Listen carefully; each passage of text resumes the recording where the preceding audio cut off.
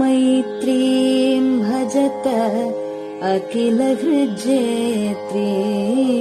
मैत्रीं भजत अखिलहृज्जेत्रीं मैत्रीं भजत अखिलहृज्जेत्रीम् आत्मवदेव परानपि पश्यत आत्मवदेव परानपि पश्यत युद्धं त्यजत स्पर्धां त्यजत युद्धं त्यजत स्पर्धा भूयात् सकलजनानां श्रेयो भूयात् सकलजनानां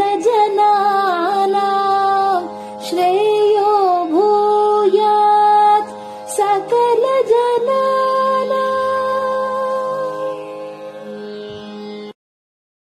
பெரிவாசரணம். மைத்ரீம் பஜத. பாடியவர் குமாரி சிவஸ்ரீ ஸ்கந்தபிரசாத். பெரியவா சரணம். வணக்கம். பெரியவா வானொலியின் காலை நிகழ்ச்சிகளுக்கு உங்களை அன்புடன் வரவேற்கிறோம். முதலில் பெரியவா சுப்பிரபாதம்.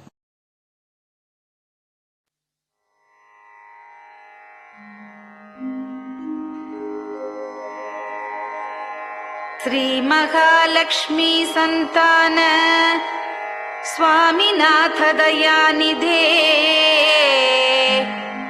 श्री चंद्रशेखर गुरो भवतु ते सुप्रभातम्. श्री महालक्ष्मी संतान स्वामीनाथ दयानिधे श्री चंद्रशेखर गुरो भवतु ते सुप्रभातम्.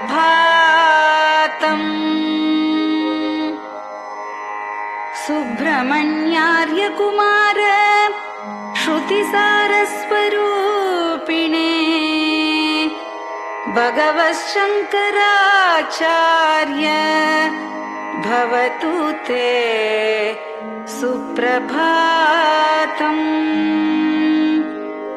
सुब्रह्मण्यार्य कुमार श्रुतिसारस्वरूपिणे भगवच्छंकराचार्य भवतु ते सुप्रभातम्. उत्तिष्ठ स्वाम्यधिष्ठानात् जगद्गुरु महाप्रभो कामकोटिमठेशाय भवतु ते सुप्रभातम्. उत्तिष्ठ स्वाम्यधिष्ठानात् जगद्गुरु महाप्रभो कामकोटिमठेशाय भवतु ते सुप्रभातम्. निर्गुणाय निर्मलाय मायातीतस्वरूपिणे आत्मविदां वरेण्याय भवतु ते सुप्रभातम्. निर्गुणाय निर्मलाय मायातीतस्वरूपिणे आत्मविदां वरेण्याय भवतु ते सुप्रभातम्. साधु संग समूहाय सर्वज्ञ सर्वसाक्षिणे सत्यधर्म शरीराय भवतु ते सुप्रभातम्. साधु संग समूहाय सर्वज्ञः सर्वसाक्षिणे सत्यधर्मशरीराय भवतु ते सुप्रभातम्। वेदशास्त्रसुरक्षार्थम् सन्न्यासतिलकान्विते शीघ्रमागच्छ भगवन् देहि मे दिव्यदर्शनम्। वेदशास्त्रसुरक्षार्थम् सन्न्यासतिलकान्विते शीघ्रमागच्छ भगवन् देहि मे दिव्यदर्शनम्। निराहारविनिद्राय निर्मोहाय निरञ्जन अप्राकृतशरीराय त्रैलोक्यं मङ्गलं कुरु। निराहारविनिद्राय निर्मोहाय निरञ्जन अप्राकृतशरीराय त्रैलोक्यं मङ्गलं कुरु। सम्पूर्णकल्याणगुण सच्चिदानन्दमद्गुरो अत्यद्भुतचरित्राय त्रैलोक्यं मङ्गलं कुरु। सम्पूर्णकल्याणगुण सच्चिदानन्दमद्गुरो अत्यद्भुतचरित्राय त्रैलोक्यं मङ्गलं कुरु। आदिमध्यान्तरहित चराचरमयान्विते अद्भुताय अशोकाय त्रैलोक्यं मङ्गलं कुरु। आदिमध्यान्तरहित चराचरमयान्विते अद्भुताय अशोकाय त्रैलोक्यं मङ्गलं कुरु। यस्य निःश्वसितं वेदाः शरीरं धर्ममेव च तस्य सद्गुरुवर्यस्य कीर्तिः वर्धतु वर्धतु। यस्य निःश्वसितं वेदाः शरीरं धर्ममेव च तस्य सद्गुरुवर्यस्य कीर्तिः वर्धतु वर्धतु।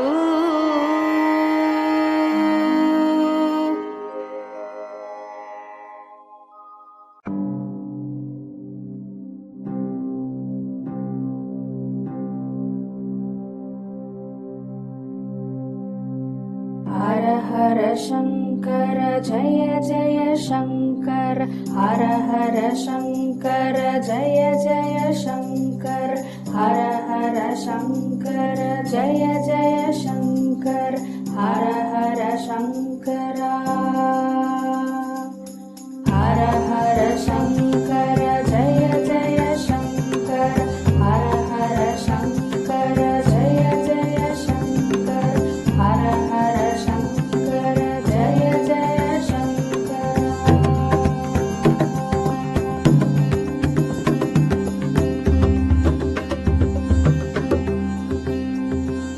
श्रुति स्मृति पुराणानाम् आलयं करुणालयं नमामि भगवत्पादं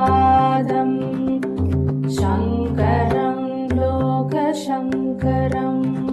श्रुति स्मृति पुराणानाम् आलयं करुणालयं नमामि भगवत्पादं शङ्करं लोकशङ्करम्।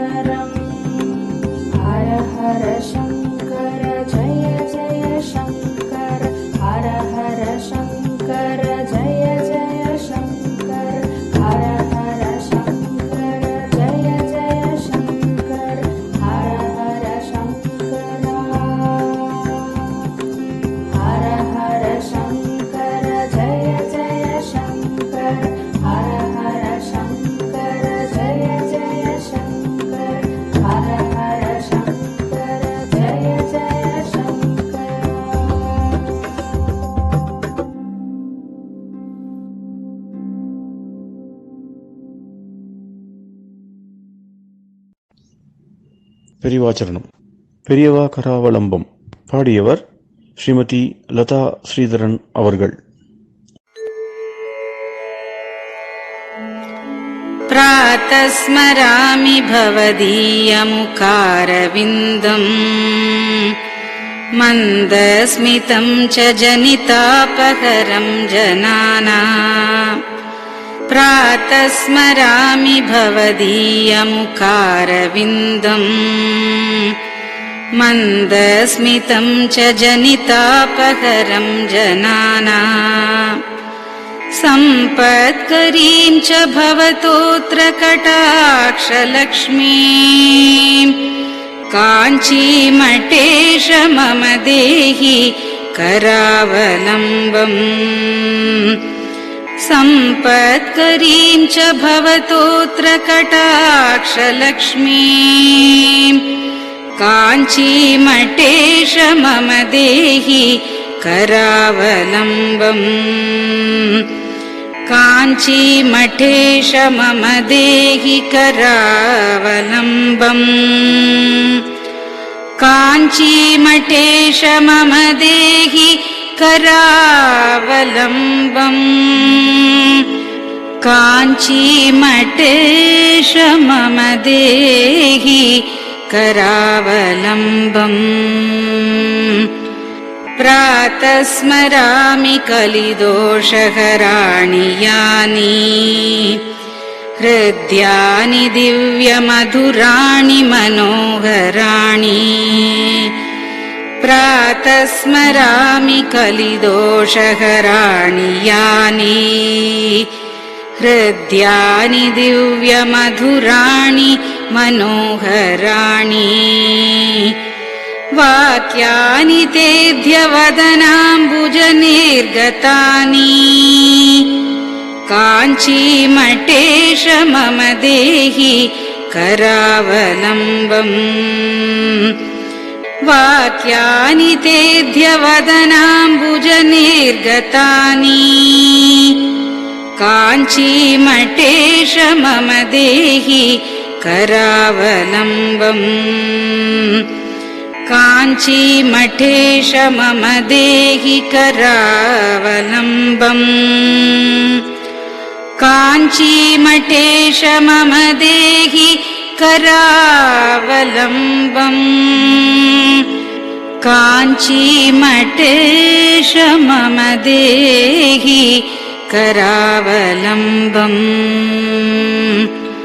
वक्षस्थलं विमलहेम समानवर्णम् भस्माङ्कितं जनमनोहरकुङ्कुमाक्तम्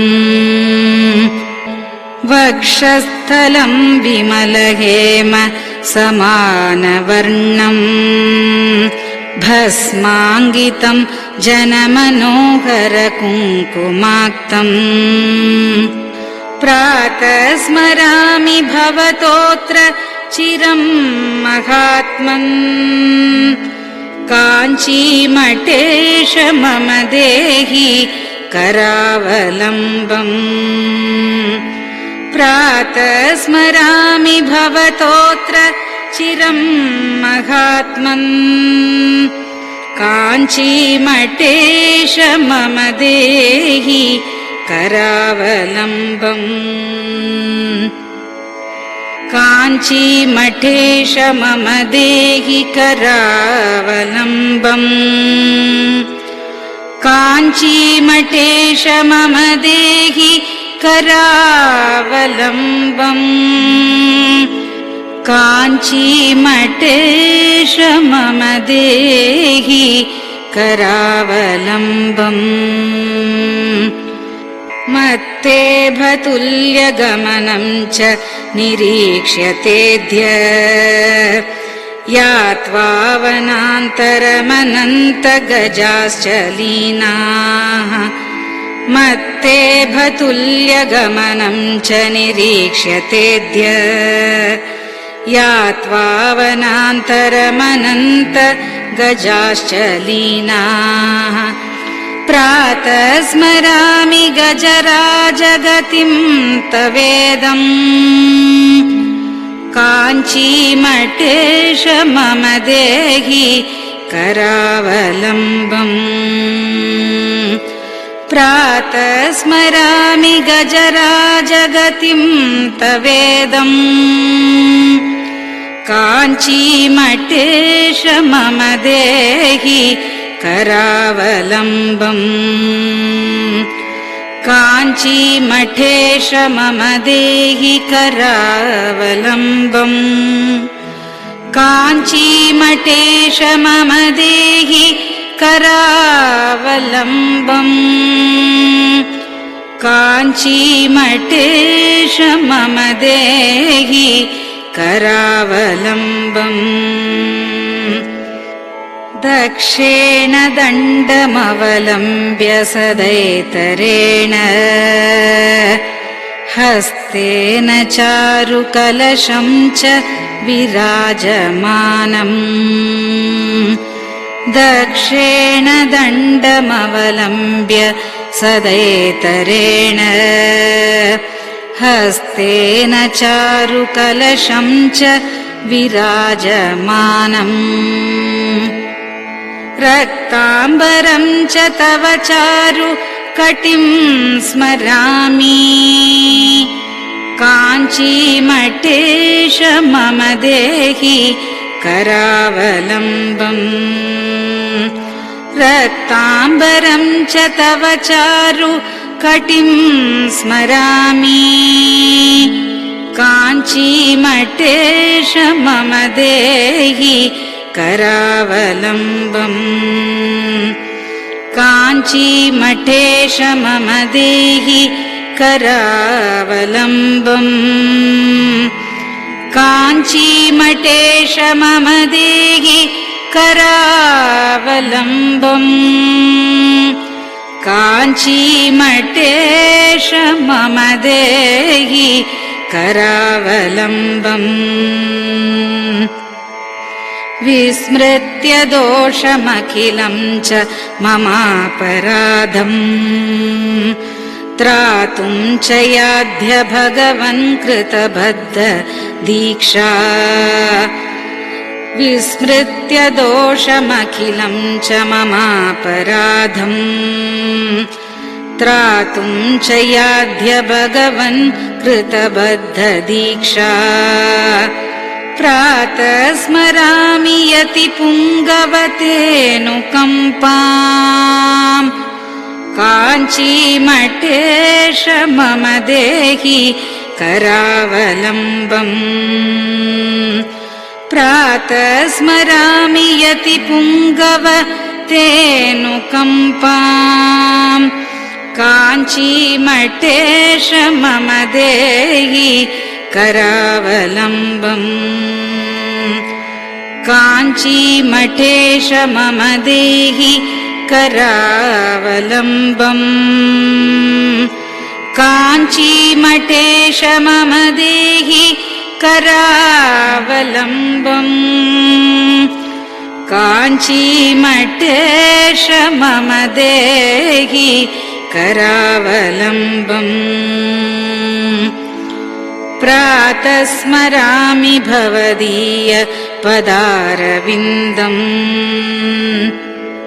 यस्मात् प्रयान्ति दुरितानि महान्ति तानि प्रातः स्मरामि भवदीय पदारविन्दम् यस्मात् प्रयान्ति दुरितानि महान्ति तानि आयान्ति तानि मुहुरुद्य सुमङ्गलानि काञ्चीमठेश मम देहि करावलम्बम् आयान्ति तानि मुहुरुद्य सुमङ्गलानि काञ्चीमठेश मम देहि करावलम्बम् काञ्चीमठेश मम देहि करावलम्बम् काञ्चीमठेश मम देहि करावलम्बम् काञ्चीमठेश मम देहि करावलम्बम् स्नानाश्च पानाश्च निषेवणाश्च ध्यानाश्च पापानिलयं प्रयान्ति स्नानाश्च पानाश्च निषेवणाश्च ध्यानाश्च पापानिलयं प्रयान्ति हे तीर्थपादानुसवं पदं ते तीर्थं च तीर्थीकरणं भजामि हे तीर्थपादानुसवं पदं ते तीर्थं च तीर्थीकरणं भजामि काञ्चीमठेश मम देहि करावलम्बम् काञ्चीमठेश मम देहि करावलम्बम्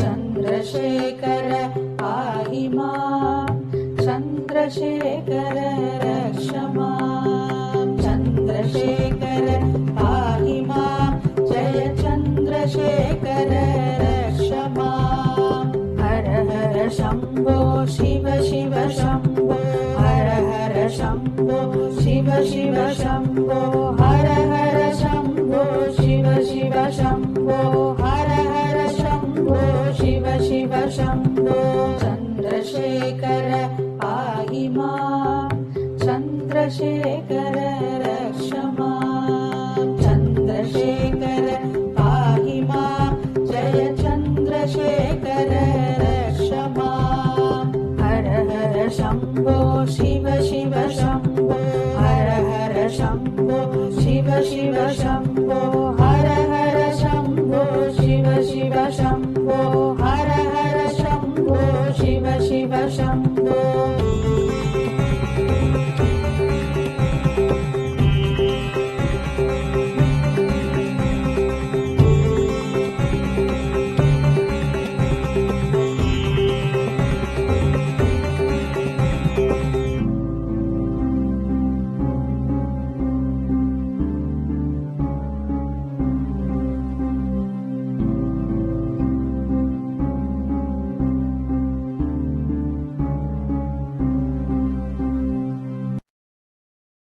பெரியவா சரணம்.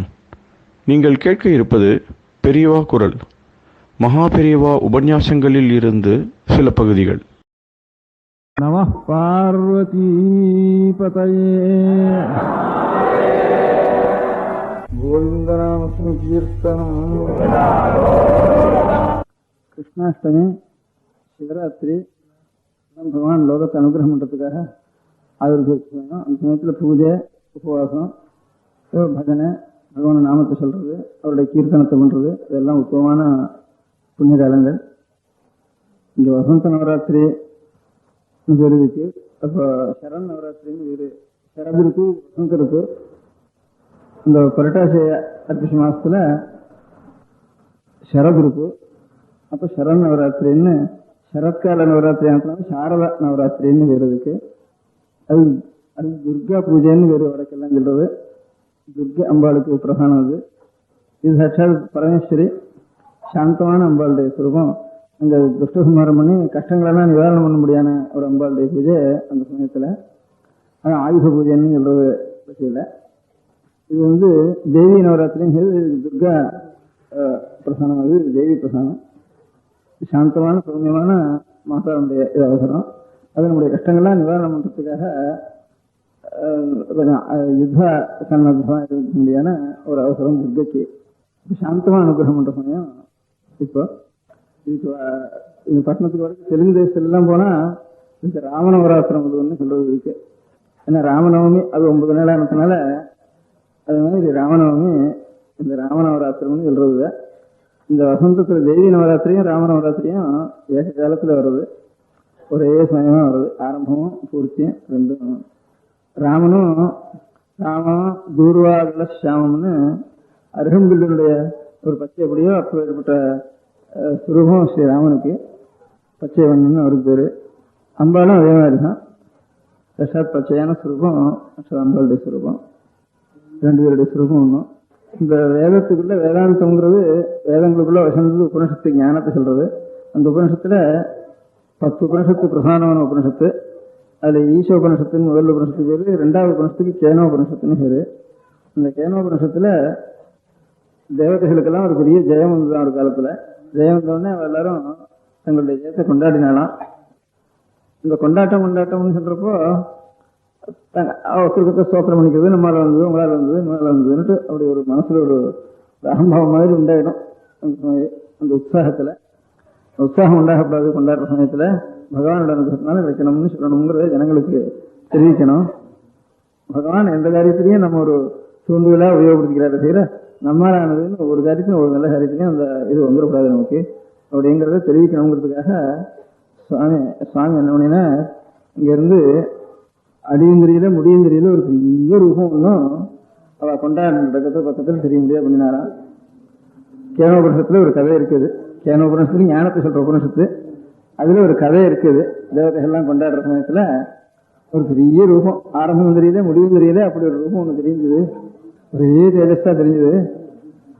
அது என்னன்னுட்டு தேவதைகள்லாம் கூட்டம் போட்டு இருக்கா பக்கத்துல, இவ கொண்டாட்டம் நடக்கிற இடத்துல. நீ போய் பார்த்துக்கலாம் அப்படின்ட்டு முதல்ல அக்னி அனுப்பிச்சா. அனுப்பிச்சு நீ யாருன்னுட்டு அந்த சுரூபம் கேட்டு அங்கிருந்து ஒரு சப்தம் வந்தது. நான் அக்னின்னு பேரு, எனக்கு ஜாதகன்னு பேரு அப்படின்னு கொஞ்சம் கௌரவமா சொன்னாரு அக்னி பகவான். அப்படியானா உனக்கு என்ன சக்தி என்ன, இந்த உலகத்துல சகலத்தையும் நான் வந்து தகிச்சுடுவேன் அப்படின்னா. அப்போ ஒரு சின்ன ஒரு துரும்பு எடுத்து போட்டு இதை தகை அப்படின்னா தன்னுடைய சகல சக்தியும் பார்த்து அக்னி பகவானே பார்த்து அது பண்ண முடியல. இப்ப நீ யாருங்கிறதுக்கு வாயில்லை, திரும்பி வந்துட்டார். அப்புறம் சரி நீ போய் இப்படி வந்துட்டியே வாயு அனுப்புன்ட்டு அங்க போனோன்னா ஒரு சப்தம் வந்து அந்த சுரூபத்துல இருந்து உனக்கு என்ன சக்தின்னுட்டு உலகத்தில் இருக்கிறதெல்லாம் நான் தூக்கி இருந்து விடுறேன் அப்படின்னு சொல்லி சொன்னேன். அப்படியானா வந்து ஒரு துரும்பு எடுத்து போட்டு இதை கொஞ்சம் ஒரு இன்ச்சு நகர்த்து அப்படின்னு சொன்னேன். முடியல அப்படின்ட்டு பதில் கேட்க முடியாது. சரி இப்ப நீங்களே இப்படி இருக்கல, நான் தேவதைகளுக்கெல்லாம் இந்திரன் எஜமானம், நான் போய் பார்த்துட்டு வரேன் அப்படின்னு சொன்னேன். இந்திரன் போனோடனே எனக்கு சுரூபம் மறைஞ்சு வச்சு. அது இருந்த இடத்துல சாட்சா உமாதேவி அம்பாள் ஜல்லியமான பிரகாசமாக ஒரே சொர்ண தேஜஸா அம்பாள் வந்து சொர்ணமயமா அம்பாள் அது வச்சோடனே அப்பா இது வரைக்கும் தெரிஞ்சது சாட்சா பரமாத்மா பிரம்மஸ்வரூபம். அந்த பிரம்மஸ்வரூபம் உனக்கு என்னுடைய ஞாபகம் உங்களுக்கு இல்லாதனால இப்படி உங்களுக்கு அனுகிரகம் பண்றதுக்காக இந்த மாதிரி காட்டினேன் அப்படின்னு அம்பாள் வந்து சாட்சா பரமாத்மஸ்வரூபம் ஞானோபதேசம் பண்ணினார். இந்த சரித்திரம் தேவி பாகத்தில் இருக்கு. இது என்னைக்குன்னா சைத்திர மாசம் சொன்னா பங்குனி மாசம் அமாவாசை பூர்த்தியானதுக்கு அப்புறம் 9வது நாள் நாமம் இன்னைக்கு அம்பாள் ஆவிர்வச்சாள் அப்படின்னு தேவி பாகவத்தில் சொல்லியிருக்கு. இந்த புராணத்துக்கு போயிருந்தேன், காளஹஸ்தி கஷேத்திரத்துக்கு போயிருந்தேன். அங்க ஒரு புராணம் இருக்குது, அந்த கஷேத்திர புராணம். அந்த கஷேத்திர புராணத்துல சஹஸ்ர ஒரு மலை இருக்கு. அந்த மலையினுடைய கண்ணப்பன் சொந்த மலையினுடைய 2 மலையினுடைய கண்டியில நிறைய மாமரங்களும் நிறைய அருவிகளும் ஜில்லுன்னு ஒரு இடம் இருக்கு. கொஞ்சம் தூரம் மலையில ஏறினதுக்கு அப்புறம் ஒரு 2-3 மைல் போய் அங்க சஹஸ்ராட்ச லிங்கம்னுட்டு இந்திரனுடைய லிங்கம்னு ஒரு லிங்கம் இருக்கு. அப்புறம் அம்பாள் ஆவிர்வச்ச இடம்னுட்டு அந்த இடத்துல மலை மேல அந்த கஷேத்திர புராணத்துல இந்த யக்ஷம் அங்க ஏற்பட்டது. அம்பாளுடைய ஞானஸ்வரூபிணி அவன் அதனாலதான் ஞானாம்பிகைன்னு பேரு. காலஸ்தியில ஞானாம்பிகைன்னு எல்லாம் பேரு. ஞானத்து உபதேசம் பண்ற அம்பிகையானதுனால ஞானாம்பிகைன்னு பேரு. அதனால இங்க தெய்வ பாகத்தில் இப்படி இருக்கு, அந்த காளஹஸ்தி கஷேத்திர புராணத்துல இப்படி இருக்கு. இந்த கேனோபுரத்தினுடைய கதையே இதுலயும் இருக்கு, அதுலயும் இருக்கு. இதுல காலம் சொல்லி இருக்கு, அதுல தேசம் சொல்லி இருக்கு. அங்க ஞானாம்பிகையாக அதுக்கு வச்சார் அந்த மலை மேலேன்னுட்டு அங்க சொல்லியிருக்கு. அதனால ஸ்ரீராமனுடைய ஒரு நவராத்திரியும் தேவியினுடைய நவராத்திரியும் ரெண்டும் சேர்ந்து வர்றது இந்த வசந்த நவராத்திரி. அதனால நாம ராம தரிசனம் பண்ணினோம் அந்த இடத்துல, இங்கே தேவி தரிசனம் பண்ணினோம். இந்த 2 இடமும் சேர்ந்து இந்த 9 நாள் இந்த நவராத்திரி வசந்த நவராத்திரியில் பூர்த்தியாச்சு. அதனால அம்பாளுடைய அனுகிரகம் இந்த ஊரெல்லாம் க்ஷேமமாக இருக்க வேண்டியது. ஸ்ரீராமன் எல்லாத்தையும் ரசிக்க வேண்டியவர். ராமனுக்கு ஆபதாம் அபகர்த்தாரம் தாதாரம் சர்வசம்பதாம் லோகாபிராமம் ஸ்ரீராமம் பூயோ பூயோ நமாமியம் ஆத்மானாம் ஆர்த்திஹந்தாரம் பீதானாம் பீஜநாசனம் திஷதாம் காலதந்தம் ராமச்சந்திரம் நமாமியம் நம கோதண்டஹஸ்தாய சந்தீகிருதராய ச खण्डिताग्रदीत्याय रामाय आपन्निवारिणे अग्रतः पृष्ठतश्चैव पारिषतश्च महाबलौ आकर्णपूर्णधर्माणौ रक्षेतां रामरक्षणौ सन्नद्धः कवची चक्री शापचारङ्गधरो इव गच्छन् ममाग्रतो नित्यं रामः पातु सरक्षणः. மாதிரி அவருடைய சகலத்தையும் நம்முடைய குடும்பக்ஷேமம், தேசக்ஷேமம், லோகக்ஷேமம் எல்லாத்தையும் சாட்சா ராமனுடைய சரணத்தில் நான் அர்ப்பணம் பண்ணி அவனுடைய ஸ்மரணமே பண்ணிட்டு இருந்தேன். சகலக்ஷேமங்களும் நமக்கு உண்டாகும். அவன் அனுகிரகம் பண்ண வேண்டியது நமக்கு சாட்சாத் அம்பிகையும் ராமனும், ராமன் தான் அம்பிகை, அம்பிகை தான் ராமன். அது நம்ம வித்தியாசமே கிடையாது. இந்த ஒரு புருஷ ரூபமாக அங்கே அபிஷேகிச்சிருக்கா, நீங்கள் சாட்சா சக்தி ரூபமாக இங்கே அபிஷேகிச்சிருக்கேன். இந்த மாதிரி ராமனை எல்லாருக்கும் ராமன் ராமன் ராமன் தான் அடுத்தாலும் இங்கே வடக்கு துளசிதாசோ, இங்கே காசியில், இங்கே திருவிழாத்தில் ஐயாரோ, இன்னொன்று அருணாச்சல கவிரா இருநூத்தர் அருணாச்சல கவிர ராமாயணம் நிறைய சொல்லையாடின்னு ஒரு க்ஷேத்திரம். அங்கே ஒரு பார்த்தீங்கன்னா ராமனை பற்றி அவர் பண்ணிட்டு இருக்கார். எந்த மகான்கள் இருந்தாலும் ஏன்னா ராமனே சொல்லிட்டு இருக்கேன்னா நிச்சயம் பாயசத்துக்கு சர்க்கரையே ஓட்டுருக்கே அப்படின்னு கேட்டால் என்ன பண்றது? நம்ம சித்தத்துக்கு இனிக்கணும்னா அது சக்கரை ஒரு சமம் தான் இருக்கு. அதனால ராமனையே தான் சொல்லிட்டு இருக்கேன்னா ராம ராம ராம ராமன்ட்டு அம்பிகையும் ராமஸ்வரூபம் தான், சக்தி ஸ்வரூபமா சாட்சாத் ஈஸ்வரனுடைய ராமபாதி சொல்லிருக்கார். இங்க இடத்துல புருஷரூபமா சீதாசகம் நமக்கெல்லாம் ஆரம்பம் பண்ணிருக்கார். இது ரெண்டும் ஒரே காலத்துல உற்சவம் ஆரம்பம், ஒரே காலத்துல ஒரே நடந்து ரெண்டும் பூர்த்தி. தெய்வத்தில் இப்படி இருக்கு. தெய்வம் பார்த்திருக்கேன், இந்த இடம் பார்த்திருக்கேன், தெய்வம் சொல்லிருக்கேன். இந்த இடம் ஞாபகம் இருக்கு உனக்கு? எனக்கு இல்லையா?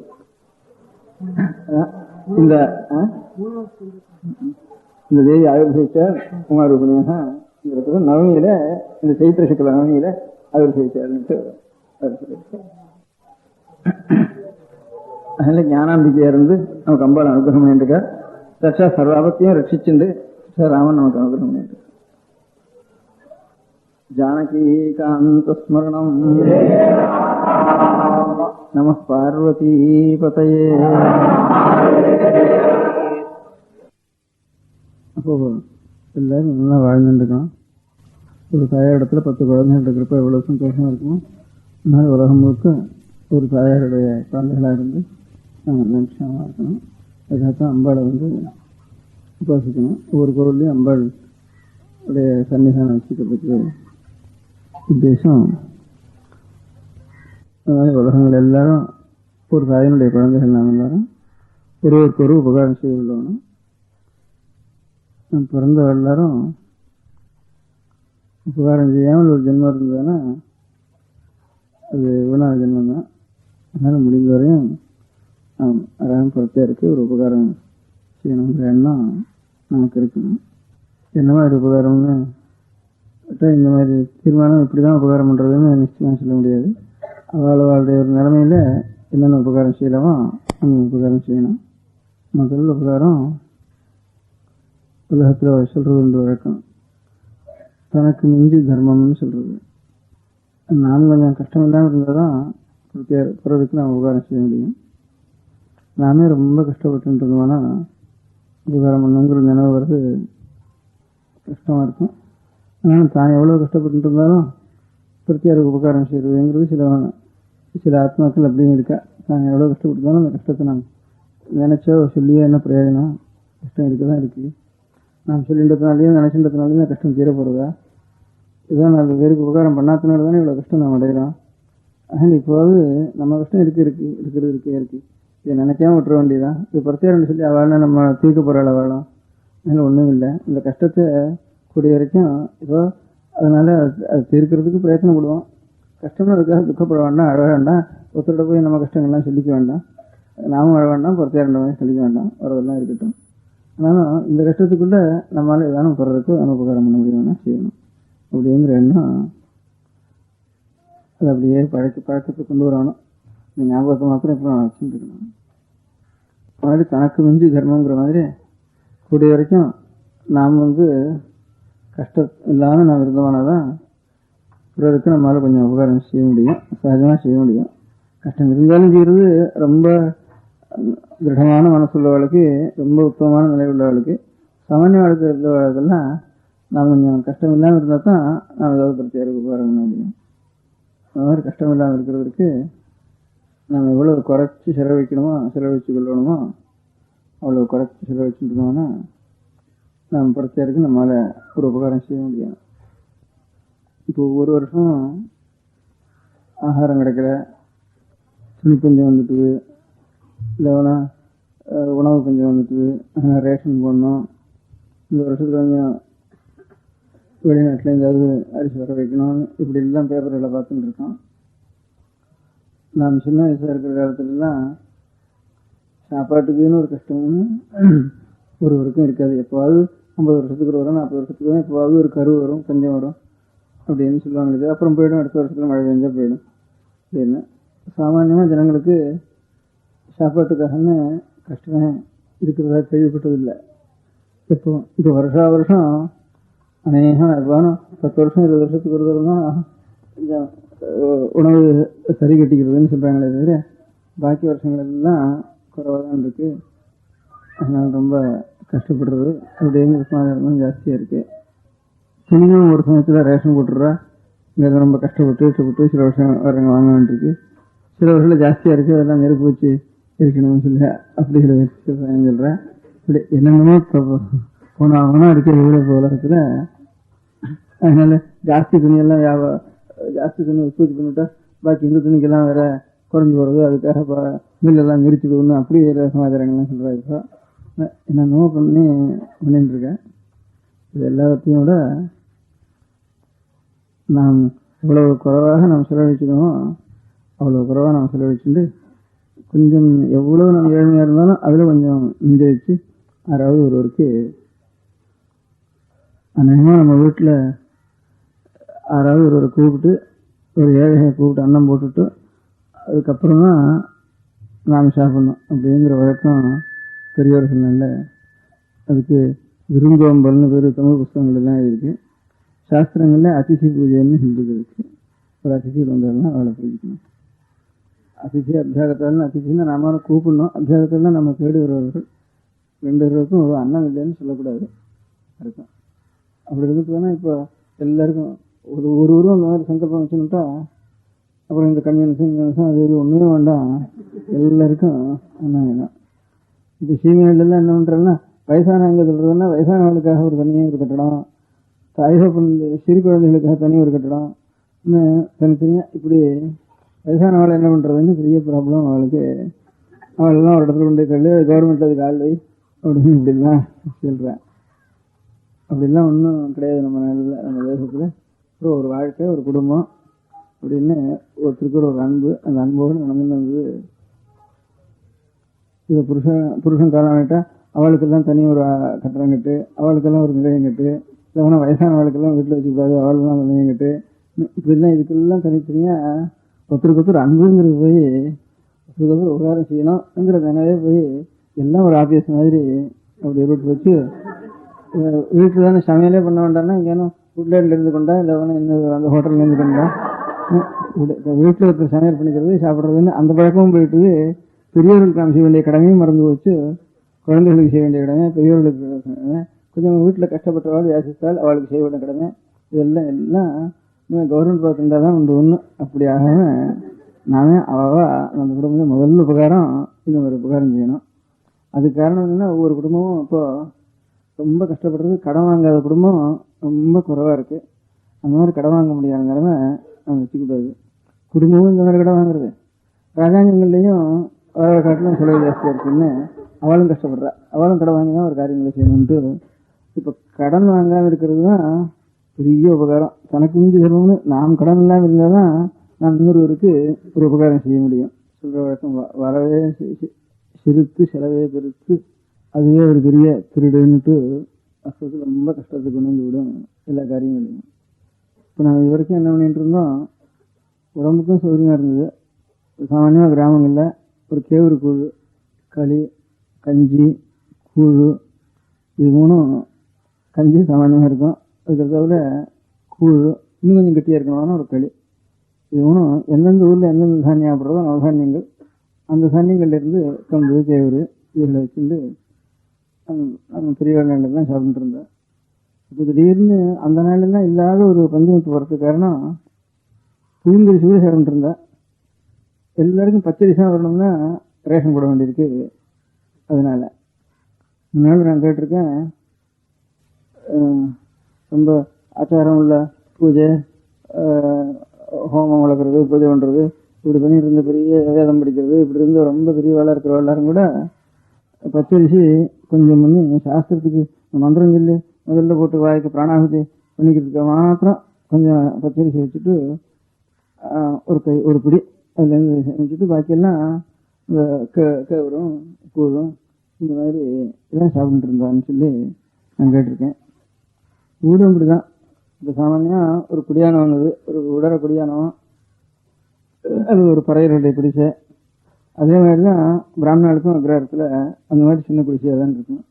அதனால் கொஞ்சம் வைசியர் எல்லாம் ராஜாங்கம், அதுதான் கொஞ்சம் உயர்ந்த வீடுகளாக இருக்கும். தவிர இன்னும் அவளுடைய கடமை திரைகளோடையும் திரையும் சொல்லி கப்பல் வியாபாரங்கள் பண்ணி இதிலேருந்து நவரத்னங்கள்லாம் கொண்டு வந்து அதுவும் ஒரு இடத்துல இருக்கணும் இல்லையா, அதுக்காக வைசியர்களுக்கும் ராஜாங்கள் ராஜ்யபாரம் பண்ணணும். அதுக்காக கொஞ்சம் பெரிய மாளிகைங்கிறது அவளுக்கு இருக்குமே தவிர பாக்கி இருக்க முடியாத குடியானவர்களோ அது பறையர்களோ பிராமணர்களுக்கெல்லாம் ஆசிரமம்னு வேறு. அந்த இவளை விட இப்படிதான் இருக்கும், அவளை விட இப்படிதான் இருக்கும். பாக்கி இல்லை வைசியர்களுக்கும் அரசியர்களுக்கும் மாத்திரம் ஏன்னா அந்த ஒரு கலை சிற்பம்ங்கிறது, அந்த ஒரு கட்டடம் கட்டுறதுங்கிற சிற்பம் வீணாக போகக்கூடாது, அது தெரிஞ்ச மறந்து போகக்கூடாதுங்கிறதுக்காக அந்த மாதிரி வைசியாளுக்கும் அரசியர்களுக்கும் மாத்திரம்தான் கொஞ்சம் உயர்ந்த வீடுகள் இருக்கும். பாக்கியெல்லாம் பிராமணர்களுக்கெல்லாம் ஆசிரமம் தான் இருக்கும், இவளுக்கெல்லாம் குடிச்சு தான் இருக்கும். சாப்பாடும் இப்படிதான், எது எங்கெங்க சாப்பிட்றதோ அதுதான் கட்டின்னு இருப்பாங்க. அதனால எல்லாரும் ஒன்றையும் சாப்பிட்றதுன்னு வரப்போ ஒன்றும் போகாது. எது உடம்புக்கு சௌகரியம், வயறு ரொம்ப இருக்கும். இப்போ இது சாப்பிட்றதுனால பலம் குறைஞ்சி போகிறது சரீரத்துக்கு. அது எல்லாரும் ஒரே சாப்பிட்றதுன்னு தானே உடம்பும் குறைஞ்சி போயிடுறது. அந்தந்த நவதானியங்கள் சாப்பிட்டு இருந்தா உடம்புக்கும் சௌகரியமாக இருக்கும். அதே மாதிரி சாமான்யமாக ஒரு மானத்தை ரட்சிக்கிறதுக்கு அது ஒரு குளிருக்கு இந்த ஒரு கம்பளி இருக்கும். இப்போ ஆட்டடையாக போட்டுருக்கான் ஒரு கம்பளி, சாமான்யமாக கருப்பாக ஒரு கம்பளி இருக்கும், இல்லைன்னா வெளுப்பாயும் இருக்கும். ஆடு மேய்க்கிறவங்க ஒரு கம்பளி போட்டுருவோம், பனியில் வைக்க வேண்டியதுனால அந்த மாதிரி கம்பளி இருந்தால் போகிற மனுஷனுக்கு.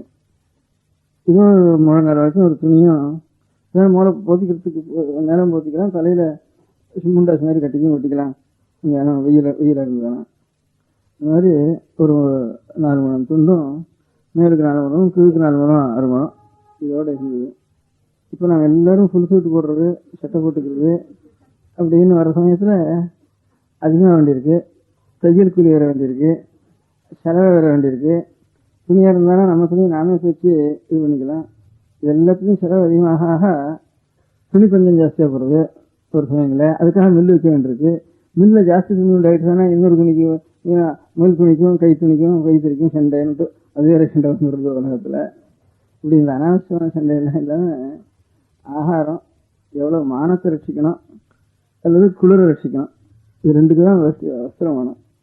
அதனால் யாரோ சலஹானிக்கு உர போட்டுக்கிற மாதிரி கை கால் எல்லாத்துக்கும் உர போட்டுக்கிறது வெள்ளக்காரன் வழக்கம். அது நமகனத்துக்கு கையிலே சமாச்சாரம் வேண்டியதில்லை. அவனே சரியில் போட்டது நம்ம எடுத்துக்கலாம், தச்ச துணியே போட்டுக்கூடாதுன்னு தர்மசாஸ்திரங்கள் முதல்ல இருக்குது. சீதவஸ்திரம்னு அது நாமே ஒரு ஓட்டை போடக்கூடாது. இதில் சுகமாக தறியிலேருந்து எடுத்து அந்த கோடி துணியோடு தான் நம்ம கட்டிக்கணும். அதே மாதிரி தான் ஸ்திரீகளும் இப்படி தான் கட்டிக்கணும், புருஷர்களும் அதே மாதிரி தான் கட்டிக்கணும். புருஷன்னா 2 துணியாக கட்டிக்கலாம், கீழே ஒன்றும் மேலே ஒன்றும் 2 துணியாக கட்டிக்கலாம். முன்னாட்டுக்கு ஒரே துணி கட்டிக்க வேண்டியது. அந்த மாதிரி துணியிலேயே நம்முடைய பெரியவர்களுக்கு மாதிரி சட்டை போட வேண்டிய அவசியம் இல்லை. ஆகாரத்தையும் நம்முடைய பெரியவர்கள் இது பண்ணுறது அந்த மாதிரி குழு எது குறைச்சலான விலையில் ஆகாரம் பண்ண முடியுமோ அது உடம்புக்கும் நல்லது. கொஞ்சம் அதிகமான பணத்தையும் செலவழிச்சு துணியிலையும் ஆகாரத்துலையும் அதிகமான பணத்தை செலவழிச்சு இது ரெண்டும் இல்லாமல் ஒரு சம்மந்தம் இல்லாமல் காஃபி வேறு. இந்த காஃபி, இந்த சாமானியமாக ஒரு பட்டுப்புடவை, இது ரெண்டும் ஒரு குடும்பத்துக்கு நம்ம கணக்கு பண்ணினோம்னா இந்த ரெண்டையும் நிறுத்திட்டோம்னா மனுஷன் செத்து போயிட மாட்டான். கஞ்சி குடிக்கிறான், உடம்புக்கும் பலமாக இருக்கும். இது ரெண்டும் குறைஞ்சிட்டுனா ஒரு குடும்பத்தில் எவ்வளவு செலவழிகிறதோ அதில் பாதிக்கு மேலே மிஞ்சி போயிடும். கடன் வாங்க வேண்டாம். ஒவ்வொரு குடும்பம் போகிறல, என்ன சம்பளம் வந்தாலும் போகிறல அப்படின்னு ஒவ்வொரு குடும்பம் அது கூலிக்காரனாக இருந்தாலும் சரி, ஒரு 5000 ரூபாய் சம்பளக்காரனாலும் சரி, அதுதானே வைதிகனாக இருந்தாலும் சரி, யாராக இருந்தாலும் கோவில் பூஜை பண்ணுறதாலும் ஒருத்தருக்கும் போகிறலேங்கிற கஷ்டம் தான் அவளுக்கு அதிகமாக இருக்குது. ராஜாங்கத்துக்கும் அந்த மாதிரி கஷ்டமாக இருக்குது. நாமெல்லாம் குறைச்சுட்டா ராஜாங்கத்துக்கும் கஷ்டம் இருக்காது. எல்லாம் சேர்ந்துதான் ராஜாங்கம். அதனால ஒவ்வொரு குடும்பத்துக்கும் அவசியம் என்ன, அவசியம் இல்லாதது என்ன, பெரியவர்கள் எப்படி வாழ்ந்துட்டு இருந்தாங்க. அதனால ஆம்பளைன்னா ஏதோ ஒரு துணி கீழே இடிக்கிறதுக்கு முழங்கா மட்டும் ஒரு துணி, மேலே ஒரு துண்டு, இது போகிறோம். இப்போ இதுக்கு பேருக்காவது காந்தி அந்த மாதிரி பண்ணிட்டு இருந்தேன். ஒரு துணி மாத்திரம் கட்டிட்டு நான் வந்து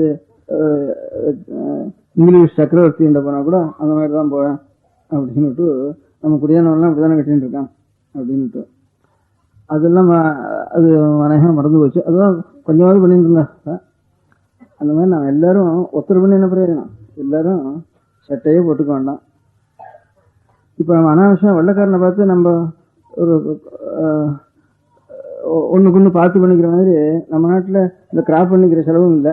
பழைய நாளில் ஏதோ கொஞ்சம் குடுமி வச்சுட்டு இருப்பான், அதோட சரியாக போயிடும். சகல ஜனங்களும் எல்லா ஜாதியிலும் குடுமி தான் வச்சுட்டு இருந்தது. அதில் கிராப் பண்ணிக்கிறதுனா இது குடுமின்னா ஏதானோ ஒரு அணா 2 அணா கூட சரியாக போயிடும். இதுக்குன்னா இதுக்கு வாங்குற சாமான் இதுக்கு அவனுக்கு கொடுக்கறது இல்லை, நாம வாங்குறதானா அதுக்கு வேண்டிய செலவு, இதெல்லாம் இது அனாவசியம் சமாச்சாரம்.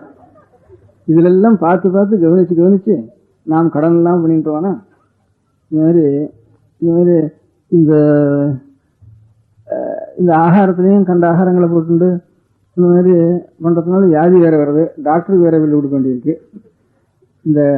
இதனால் இவ்வளவு அதிகமாக இல்லாமல் எவ்வளவு குறைச்சிக்கணுமோ நமக்கு ஆகாரம், இப்போ காபி குடிக்கிற இந்த பழக்கங்கள்லாம் ஒரு வருஷத்துலையாவது குறைச்சிக்கிறதுன்னு தீர்மானம் பண்ணிட்டு இன்னும் சட்டை போட்டுக்க வேண்டாம். என்ன இது வந்தாலும் சரி சர்க்காரில் அதுக்கெல்லாம் வேணா ஸ்ட்ரைக், நல்ல விஷயத்துக்கு ஸ்ட்ரைக் பண்ணலாம். அனாவசியமான விஷயத்துக்கெல்லாம் போய் ஸ்ட்ரைக் பண்ணி சண்டை போட்டுன்னு இருக்கிறத காட்டிலும் அண்ணா ஐயா நம்ம எங்கள் பெரியவர்கள்லாம் ஒரு மேலே துணி தான் போட்டுட்டு இருந்தான், இடுப்புல தான் கட்டின்னு இருந்தான், அதோடு தான் நான் வருவேன் அப்படின்னு அதோட ஏற்பாடு பண்ண. நம்ம நாட்டுக்கு புதுசாக வெள்ளைக்கார மாதிரி நமக்கெல்லாம் என்னத்துக்கு அப்படின்னு. கிராப் பண்ணி வரணும்னா வேண்டாம், எனக்கு இந்த உத்தியோகம் கிராப் பண்ணிக்காக தான் வருவேன். எங்கள் பாட்டம் இப்படி இருந்தானே இப்படி இருந்தால் போகிறோம். எனக்கு உபயோகம் இருந்தால் பாட்டனை காட்டிலும் வேறு எதுவும் பண்ணிக்கும். உபயோகம் இல்லாத காரியத்துக்கெல்லாம் வெள்ளைக்கார மாதிரி நாம எடுத்துக்கு வருஷம் பண்ணணும். அவன் என்ன நம்ம பார்த்து அவன் தான் குடிக்க வச்சுக்கிட்டுவேன், அவனை பார்த்து நானும் கிராப் வச்சுக்கணும். இந்த மாதிரி நம்ம ஜனங்கள் எல்லாரும் நமக்கெல்லாம் பொதுவாக பல்லு பிற 18 ஜாதின்னு பேர். எல்லா ஜாதியில நாட்டாமக்காரங்களும் சேர்ந்து ஒரு காரியங்களை தீர்மானம் பண்ணுறது ஊர் காரியங்களை. அதுதான் பல பற்றைன்னு பேர், ஒவ்வொரு பற்றைன்னு சொல்கிற வரைக்கும். ஆனால் ஊரில் ஒரு பற்றை மாத்திரம் பிரதானமாக இருக்கும். பெரிய இந்த மாதிரி பெரிய ஊர்களில் ஒவ்வொரு பற்றைகளும் சேர்ந்து எல்லா பற்றையும் சேர்ந்து எல்லா நாட்டாமக்காரங்களும் சேர்ந்து பண்ணிக்குவேன். அந்த நாட்டாமைங்கிறது இருந்ததுன்னா அப்புறம் நாட்டாமை இருந்த காலங்களில் சரியாக நடக்கிற காலங்களில் போலீஸுக்கு காரியமே இல்லை. ஒரு ஜாதியில் ஒருத்தன் தப்பு பண்ணிட்டான்னா அந்த ஜாதி நாட்டாமக்காரர்களை கூப்பிட்டு அவனுக்கு உடனே கவரம் கொடுவா, அப்புறம் அவன் வீட்டுக்கு போகிறதில்ல கட்டுறதில்லை, அவனுக்கு கட்டுப்பாடு பண்ணுறான்னா அந்த தப்பு அதோட நின்று போயிடும். அதனால இப்போ திருடுறது, பொய் சொல்கிறது, மோசம் பண்ணுறது, கெட்ட நடவடிக்கை பண்ணுறது, இது எல்லாத்தையும் அந்தந்த ஜாதி நாட்டம் சரியாக இருந்த காலங்களில் தப்புங்கிறத பாவங்கிறத நம்ம நாட்டில் இல்லவே இல்லை. அதெல்லாம் கொஞ்சம் குறைஞ்சி போனதுனால பாவம் கெடுதல், அதுக்கு போலீஸ்காரா, அதுக்கு ஸ்ட்ரைக்கள், இதெல்லாம் வந்து கஷ்டங்கள் இதெல்லாம் ஜாஸ்தியாக வருது. அதனால் அந்தந்த ஜாதி நாட்டம் எல்லாம் ஏற்பட்ட காரணம் எல்லாருக்கும் ஜாதி இல்லாமல் எல்லாம் ஒன்றா இருந்ததுதானே கட்டுப்படுத்த முடியாது ஜனங்களை. ஒரு 200 வீட்டுக்கு 300 வீட்டுக்கு ஒரு நாட்டாங்க ஜாதி நாட்டாங்கன்னு வச்சுருந்தோம்னா அவளுக்குள்ளே கொடுக்குவாங்கன்னா அப்போ இவன் ஆறு எந்த குடும்பத்தை சேர்ந்தவங்க நல்லா தெரிஞ்சு விடும். அவள் பந்துக்கெல்லாம் சேர்ந்து அப்பா இவனை விலைக்கு வச்சுட்டேன், இந்த மாதிரி தப்பு பண்ணாதே, அதுக்கு இந்த மாதிரி அபராதம் கோவிலுக்கு ஏதாவது கட்டு, இல்லை ஒரு பிராயஷ்டம் பண்ணிக்கோ அப்படின்னு சொன்னால் அப்போது ஒரு பயம் இருக்கும் ஜனங்களுக்கு. அப்படி இல்லாமல் இருந்தானா போலீஸ்னா அவன் போலீஸ் அவன் அடிக்கிறான், நாம் கல்வத்து அடிக்கிறான், அவன் தடி எடுத்து அடிக்கிறான் அப்படின்னு ஒருத்தருக்கொத்த சண்டையாக வருது தெரியுது. ஒரு பந்துக்கள் மரியாதை அதுகளுக்குள்ள கட்டிருந்ததுன்னா உலகத்தில் கட்டன்ற வைக்கைகளும் துஷ்டத்தனங்கள் அதெல்லாம் ரொம்ப குறையும் பார்த்துண்டு. அதனால் முதல்ல நம்ம குடும்பத்துக்கு தனக்கு மிஞ்சி சிரமங்கிறதுக்கு நாம் வந்து ரொம்ப ஏழையாக இருக்கிறவா எவ்வளவு குறைச்சலான விலையில் புடவை எடுக்கிறாளோ அந்த புடவை நாம் எடுக்கிறது. ஆகாரத்தில் அவசியம் இல்லாத சாமான்லாம் நமக்கு வேண்டாம். ஏதோ ஒரு கஞ்சி ஒரு அரிசி கஞ்சியோ கோதுமை கஞ்சியோ ஒரு கேவரு கஞ்சியோ அந்த மாதிரி இது ரொம்ப குறைச்சலான விலையில கிடைக்கிறதோ அந்த மாதிரி நம்ம குடும்பத்தை பண்ணிக்கிறது. நமக்கு 1000 ரூபாய் சம்பளம் இருந்தாலும் பாதகம் இல்லை. நான் ஒரு 30 ரூபாய்க்குள்ள காரியத்தை பார்த்துட்டு பாக்கி இருக்கிறது இந்த 1000 ரூபாய நம்ம ஆட்டம் இன்னும் எவ்வளவு குடும்பங்களுக்கு உபகாரம் பண்ணுவான் வாஸ்தவத்தில் கஷ்டப்படுறவாளுக்கு. இந்த மாதிரி அப்பதான் நமக்கு தர்மம். ஒவ்வொருவரும் இன்னைக்கு கவனிச்சு பார்த்தா நம்ம ரொம்ப கஷ்டப்படுறோம் குழந்தைகளுக்கு கல்யாணம் பண்றதுக்கு கடன் வாங்க வேண்டியதுக்கு கஷ்டப்படுறதுன்ட்டு மாசம் நம்ம கஷ்டப்பட்டுட்டோம். அப்புறம் ஒரு கல்யாணம் கூட வீட்டை வைக்க வேண்டியது நிலத்தை வைக்க வேண்டியிருக்கு, அதனால வியாபாரத்தை வச்சுருக்கு, இப்படி எல்லாம் கஷ்டப்படுறோம். அறியாமையினாலும் அஜ்ஞானத்தினாலதான் அப்படிதான் கஷ்டப்படுறோம். அந்த அஜ்ஞானங்கள்லாம் நமக்கு இல்லாமல் நம்ம புறத்தார் மாதிரி வரணும். இந்த அனாவசியமான செலவெல்லாம் இந்த குடிநீர் பிரிச்சுக்கோ வேண்டாம், காஃபி வேண்டாம், புடவை கொஞ்சம் அதிகமாக எவ்வளவு குறைச்சலான இப்போ ஒரு குடியான ஸ்திரீ இருக்கா, ஒரு கூலி செய்யறபடியா அந்த ஸ்திரீ அந்த மாதிரி கூட அவளுக்கு மானம் ரட்சிச்சுக்கு இல்லையா, அந்த மாதிரி நம்ம ரட்சிச்சுட்டா போறோம். உயர்ந்த இது வேண்டவே வேண்டாம். இதுல இன்னொரு தோஷம் கூட இருக்கு. ஒரு பட்டுப்புடவை எடுத்தோம்னா அதுல எத்தனை புழுவை கொன்னும், ஒரு கோடி புழுவை கொன்னும் ஒரு புடவை வேண்டியிருக்கு. இந்த பாவம் நமக்கு என்னத்துக்கு? பட்டு பூச்சியிலிருந்து தான் வர வேண்டியிருக்கு. அந்த பூச்சியெல்லாம் வெந்நீர்ல போட வேண்டியிருக்கு. அதுல போட்டுதான் நாம எல்லாம் துணியை பண்ண வேண்டியிருக்கு. இவ்வளவு பாவம் வேற. இந்த பாவம் தான் நமக்கு கஷ்டமா அப்புறம் சேர்றது. அதனால இதெல்லாம் ஒண்ணும் வேண்டாம். இதோ நுனி புடவை, அதுலயும் ரொம்ப ஏழையா இருக்கிற வயதை வாங்குறாரோ அது கூட நமக்கு பணம் இருந்தாலும் அது வேண்டாம் அப்படின்னு இந்த புடவை, அடுத்தவள ஒரு காப்பி, அதுக்கப்புறம் கிராப் பண்ணிக்கிறது. ஆகாரத்துல நவதானியங்களோ எது கிடைக்கிறதோ ரொம்ப சுலபமா உடம்புக்கு மாத்திரம் கெடுதல் இல்லாமல் நல்லா ஒரு கஞ்சியா விட்டு மோரை விட்டுட்டோம்னா உடம்புக்கும் திடும், உடம்புக்கும் ஜீரணமாயிடும். இந்த அஜீரணங்கள்லாம் வராது, கஷ்டம் வராது. அனாவசியமா போய் இது பண்ண வேண்டாம். கூடிய வரைக்கும் கிளப்புக்கே நம்ம போகாமல் இருந்துட்டோம்னா ரொம்ப சௌகரியம். கிளப்புக்கு போகாமல் இருக்கவே முடியும். இது இப்படியே பழக்கம் பண்ணிட்டோம்னா கொஞ்சம் கொஞ்சமா ஏதோ 2 பொரி வச்சுக்கிறது, அவல் வச்சுக்கிறது, எல்லாம் வச்சுக்கிறது, அந்த பொரி கஞ்சி அல்லது பொரிய ஒரு தயிரில் ஊற போடுறது, அந்த சமயத்தில் வெளியில் எங்கேயானு போனோம்னா அதை சாப்பிட்டு இருந்துடுறது. அப்படியே பழக்கமாயிட்டு தான் அது கஷ்டம் இல்லை. அங்கே இன்னொரு இடத்துல போய் கிளப்பில் போய் சாப்பிட்டு அதில் அனாச்சாரங்கள்லாம் ஏற்பட்டு, வியாதிகளும் ஏற்பட்டு, அனாச்சாரங்களும் ஏற்பட்டு இந்த கஷ்டங்கள்லாம் வேண்டாம். அப்படிலாம் இருந்துட்டு தானே இப்போ நம்ம ஜனங்கள் இப்படி இல்லாமல்லாம் கடன்பட்டு கஷ்டப்படுறதுனால தானே எங்கே பார்த்தாலும் கிளப்பு பெருவிக்கு வீட்டுக்காலும் கிளப்பு ஜாஸ்தியாக போச்சு. அப்புறம் சவரசாலை, சலூன், அதுக்கப்புறம் செலவு தொழில், லாண்ட்ரி, இந்த மாதிரி இதான ஊர் முழுக்க இது பாதிக்கு மேலே அது இருக்க கொடுத்தும் குறைச்சலா இருக்கு. நாம் கொடுத்துன காரெல்லாம் இந்த காரியத்தை பண்ணிட்டோம்னா அவனும் அதே மாதிரி இருக்கும். அவனுக்கு கஷ்டம் இருக்காது. இது இந்த தொழில் அவன் வைக்க வேண்டிய அவசியம் இல்லை. அவன் கிராமத்தில் அவன் சுத்தமாக இருந்து அவன் தொழில் நம்ம மாதிரி அவனும் இருப்பான். அதுலேருந்து இப்படிலாம் அப்புறம் அவனும் கஷ்டப்படுறான். 1000 பேர் வச்சோன்னா 900 பேர் நஷ்டப்பட்டு 100 பேருக்கு லாபம் வருது. ஏதோ பாக்கி 90 பேர் கடன்பட்டு கஷ்டப்பட்டு அதெல்லாம் இந்த மாதிரி பெரிய கிராமத்தை விட்டு டவுனில் வியாபாரம் விட்டு எல்லாத்தையும் ஏறம் போட்டு இப்படிலாம் கஷ்டப்படுறேன் அப்படின்னு அவனும் கஷ்டப்படுறான். அதெல்லாம் பண்ணாம நம்ம எல்லாரும் ಸ್ವಲ್ಪ வஸ்திரம், ஏதோ மேல் துண்டு ஒன்றும் கீழே கட்டிக்கிறதுக்கு ஒரு வஸ்திரம் ஒன்றும். வஸ்திரம் எவ்வளோ குறைச்ச ஸ்திரீகளும் அதே மாதிரி குறைச்சலான செலவில் வஸ்திரம் எடுத்துக்கிறது. ஆம்பளைகளும் சட்டையிட்ட ஒன்றும் வேண்டாம், தையல்காரன் வேண்டாம், லாண்ட்ரி வேண்டாம், அவனவன் துணியை அவன் துவச்சுட்டா லாண்ட்ரி வேண்டாம், இந்த கிராப்பு வேண்டாம். ஏதோ அவன் பழைய நாளில் ஏற்பட்ட மாதிரி பழைய நாளில் ஒரு தெருவுக்கோ ஒரு ஊருக்கோ அவன் 4 பேர் இருப்பான் சோரம் பண்ணுறதுக்கு, அவனுக்கு இந்த நெல் கொடுத்துட்டா அவன் எல்லாருக்கும் கொண்டு போய் நாமாவே கொண்டு போயிடும். அவனுக்கு அந்த நெல் போகிறோம், அவனுக்கு இந்த கஷ்டங்கள்லாம் இல்லை. அவனுக்கு ஏதோ தானியம் கிடைக்கிறது கொடுத்துட்டு போனா அப்பப்போ அவன் குடும்பம் சௌக்கியமா அவன் இருப்பான். இந்த மாதிரி அதிகப்படி செலவெல்லாம் நாம் குறைச்சுட்டோம்னா அதுக்கப்புறம் நமக்கு பிறருக்கு உபகாரம் பண்ண முடியும், ஒரு தைரியம் இருக்கும். நாமே எப்போ பார்த்தாலும் எல்லாரும் கடனாளியாக போயிட்டானா என்ன உபகாரம் பண்ணணும்னு என்ன எண்ணம் இருந்தாலும் நம்மளால பண்ண முடியாமல் போயிடும். அதே மாதிரி தான் ராஜாங்கத்துக்கும் நாம் எல்லாம் இந்த மாதிரி பண்ணுவோம்னா ராஜாங்கத்துலேயும் இப்போ அவன் என்ன செய்யறா, சீமையிலெல்லாம் அமெரிக்காவில் ஜனங்கள்லாம் எப்படி இருக்கா, இங்கிலாண்டில் எப்படி இருக்கா, நம்ம ஜனங்கள்லாம் அவ்வளவு இல்லை. அந்த மாதிரி நம்ம ஜனங்களையும் பண்ணணும். அவன் அந்த ஜனங்களுக்கு சமானமாக இருக்கணும். அதுக்காக 2 வருஷம் திட்டம் போடணும். முதல் 5 ஆண்டு திட்டம் ஆச்சு, 2வது 5 ஆண்டு திட்டம் போடணும். அதனுடைய முடிவு என்னன்னாட்டா எல்லாரும் ஃபுல் ட்ரெஸ் போட்டுக்கணும், எல்லாரும் கார் வச்சுக்கணும், ஆளுக்கு ஒரு கார் கொடுத்துக்கணும். இப்போ இருக்கிற கார்லேயே ஜனங்கள் மடிகிறதும் கஷ்டப்படுறதும் தாங்க முடியல.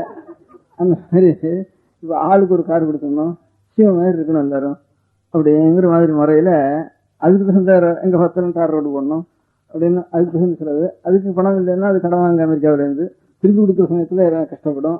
இந்த மாதிரிலாம் அவளும் என்னென்னமோ பண்ணிட்டு இருக்கா. அவள் செய்ய வேண்டியது தேசத்தை ரட்சிக்கிறதுக்கு வேண்டிய ஒரு பந்தோபஸ்துக்கு வேண்டியது ராஜாங்கத்துக்கு செய்ய வேண்டியது, செலவு செய்ய வேண்டிய விஷயம். பாக்கி இருக்கிற நாடுகளுக்குள்ள குறைச்சலான செலவுல ஜீவிக்கக்கூடியது நம்ம இந்திய நாடு தான் இப்போ உலகத்துக்குள்ள இருக்கிறது. இது நம்ம வெள்ளக்கார நாடு மாதிரி இப்போ ₹1 ஒரு 30 ரூபாயில ஒரு குடும்பம் கஷ்டப்பட்டா சாப்பிட்டுலாம் இப்ப இருக்கிற நிலையில இப்போ ஒன்னும் அதிக ஆடம்பரம் இல்லாம பண்ணினா ₹30 சாப்பிட்டுடலாம். எவ்வளவு குறைச்சலா இருந்தாலும் இப்ப 30 பவுன் வேணும். இப்போ பாக்கி தேசங்கள்லாம் 30 பவுன் 100 பவுன் குறைச்சி ஒரு குடும்பம் நடக்க முடியாது. எல்லா உலகத்துல இருக்கிற சகல தேசங்கள்லையும் இப்போ அந்த மாதிரி நம்ம தேசத்தையும் இந்த மாதிரி திண்டாட விட்டுட்டு அவள்லாம் எதனால இந்த மாதிரி பண்ணிருக்காங்கன்னா, அவளுக்கு கொஞ்சம் பாக்கி தேசத்தை போய் அவளுக்கு வியாபாரத்தினாலேயோ அவளுக்கு சாமான்லாம் கொண்டு கொடுத்து அதுலேருந்து லாபம் சம்பாதிக்கிறதுனாலையோ இல்லது பாக்கி இதர ராஜ்யங்களை போய் ராஜ்யபாரம் பண்றதுனாலையோ இப்போ நேற்று வரைக்கும் இங்க இருக்கிற வரிகள் எல்லாம் வெள்ளக்காரன் எடுத்துட்டு போயிட்டு இருந்தான். இந்த வரியை கொண்டு அவன்லாம் சட்டை போட்டுண்டு கார் போட்டுண்டு அவன்லாம் அழகா வாழ்ந்துட்டு இருந்தான். அதே மாதிரி இப்ப அமெரிக்கா நிறைய எல்லா தேசத்துலையும் வியாபாரம் பண்றது, எல்லா வியாபாரங்களுக்கும் அவா கையில இருக்கு. அதனால இந்த வியாபாரம் மூலமா இதர நாட்டினுடைய பொருள்லாம் அவன் நாட்டுக்கு போய் சேர்றது. அதனால அவன் பணக்காரறான். அதனால அப்படி இல்லாம அவன் நாட்டில் இருக்கிறது அவன் தான் சாப்பிடணுங்கிற நிலைமை வந்துட்டு தானே எல்லாருக்கும். அதை வச்சுருந்தானே இன்னொரு தேசத்துல இருந்து இன்னொருத்தனை சுரண்டி இவன் எப்படி சாப்பிட முடியும், இவன் எப்படி நிறைய சட்டை போட்ட முடியும், எல்லாரும் ஒரே மாதிரி தான் இருக்க முடியும். அந்த மாதிரி இந்த மாதிரி ஜாஸ்தி நம்ம பண்ணி விட்டுட்டா அப்புறம் நம்ம கஷ்டப்படணும். பாக்கி தேசம் மாதிரி பண்ணிவிட்டா இப்ப இருக்கிறத நாம் இதே மாதிரி ரட்சிச்சுக்கலாம் நம்ம நாட்டில். அதனால இன்னும் இருக்கிற சட்டையும் குறைச்சிட்டு ஒத்திரி சட்டையும் போட்டுக்காம காபியும் குடிக்காம ஏதோ மோரையும் ஒரு கஞ்சியும் கூழும் களியும் இதை சாப்பிட்டு இது விசேஷ காலங்களில் புண்ணிய காலங்களில் அமாவாசை உருப்படுதுன்னா அன்னைக்கு தான் பச்சரி சமைக்கிறதுன்னு வழக்கம் வீடுகளில். அந்த அமாவாசைக்கு தெய்வ காரியங்கள் வந்ததுன்னா அப்போ மாத்திரம்தான் புதுங்கரிசி வேண்டாம், இந்த தானியங்கள் வேண்டாம், தெய்வ காரியங்களுக்கு அதை செய்வோம். அந்த மாதிரி காரியத்தை மாத்திரம் நம்ம செய்து இருந்தோம்னா நம்ம நாட்டில் இப்போ எவ்வளவு குறைச்சலா இருந்து ஒரு குடும்பங்கள் வாழறதுக்கு முடிகிறதோ அதை இன்னும் கூட பணம் வந்தாதான் வாழணுங்கிற நிலைமையை கொண்டு வந்துருவா போல இருக்கு. இப்போ சர்க்காரில் பண்றதை பார்த்தா இப்போ உறுதி பண்றேன் அங்கிருந்து கடன் வாங்கி உறுதி பண்றேன்னா எல்லாருக்கும் இன்னும் நிறைய செட்டப் போட்ட முடியாகும், இன்னும் அனாவசியமான சாமான்கள்லாம் வாங்கி உபயோகப்படுத்த முடியாகும். இவளுக்கு செய்து காரில் போனா முடியாதுங்கிற ஸ்திதியில கார்ல நடந்து போகவே முடியாதுங்கிற ஸ்திதி ஆகிட்டு இப்போ. அதுல இருந்து நடந்து போனாலும் மேல இன்னொரு கார் இடிச்சு விடுறான், கார்ல போனாலும் நம்ம கார் இங்கே போய் இடிச்சு விடுறது. இப்ப ஏற்பட்ட ஸ்திதி எல்லாம் டார் ரோட்டா பண்ணிட்டா கிராமம் முழுக்க ரோடு பண்ணணும்ட்டு இதுக்கு அங்கிருந்து அமெரிக்காவில இருந்து கடன் வாங்கிட்டு வரணும்ட்டு இப்படி இது இந்த ஏற்ற வேண்டாங்க, இவ்வளவு தூரம் ஏற்ற வேண்டாம். இதர ராஜ்யங்கள் நம்ம ராஜ்யங்களை இப்ப ரயில் வேணும், ரயில் வெள்ளக்காரன் விட்டுட்டு போயிட்டான், ரயில் அவன்கிட்ட வாங்க வேண்டியிருக்கு. அவன் ஒரு நாளைக்கு ரயில் கொடுக்க மாட்டேன்னா அப்புறம் நம்ம சமா இங்கே ஒரு இடத்துல இருந்து போக முடியாது.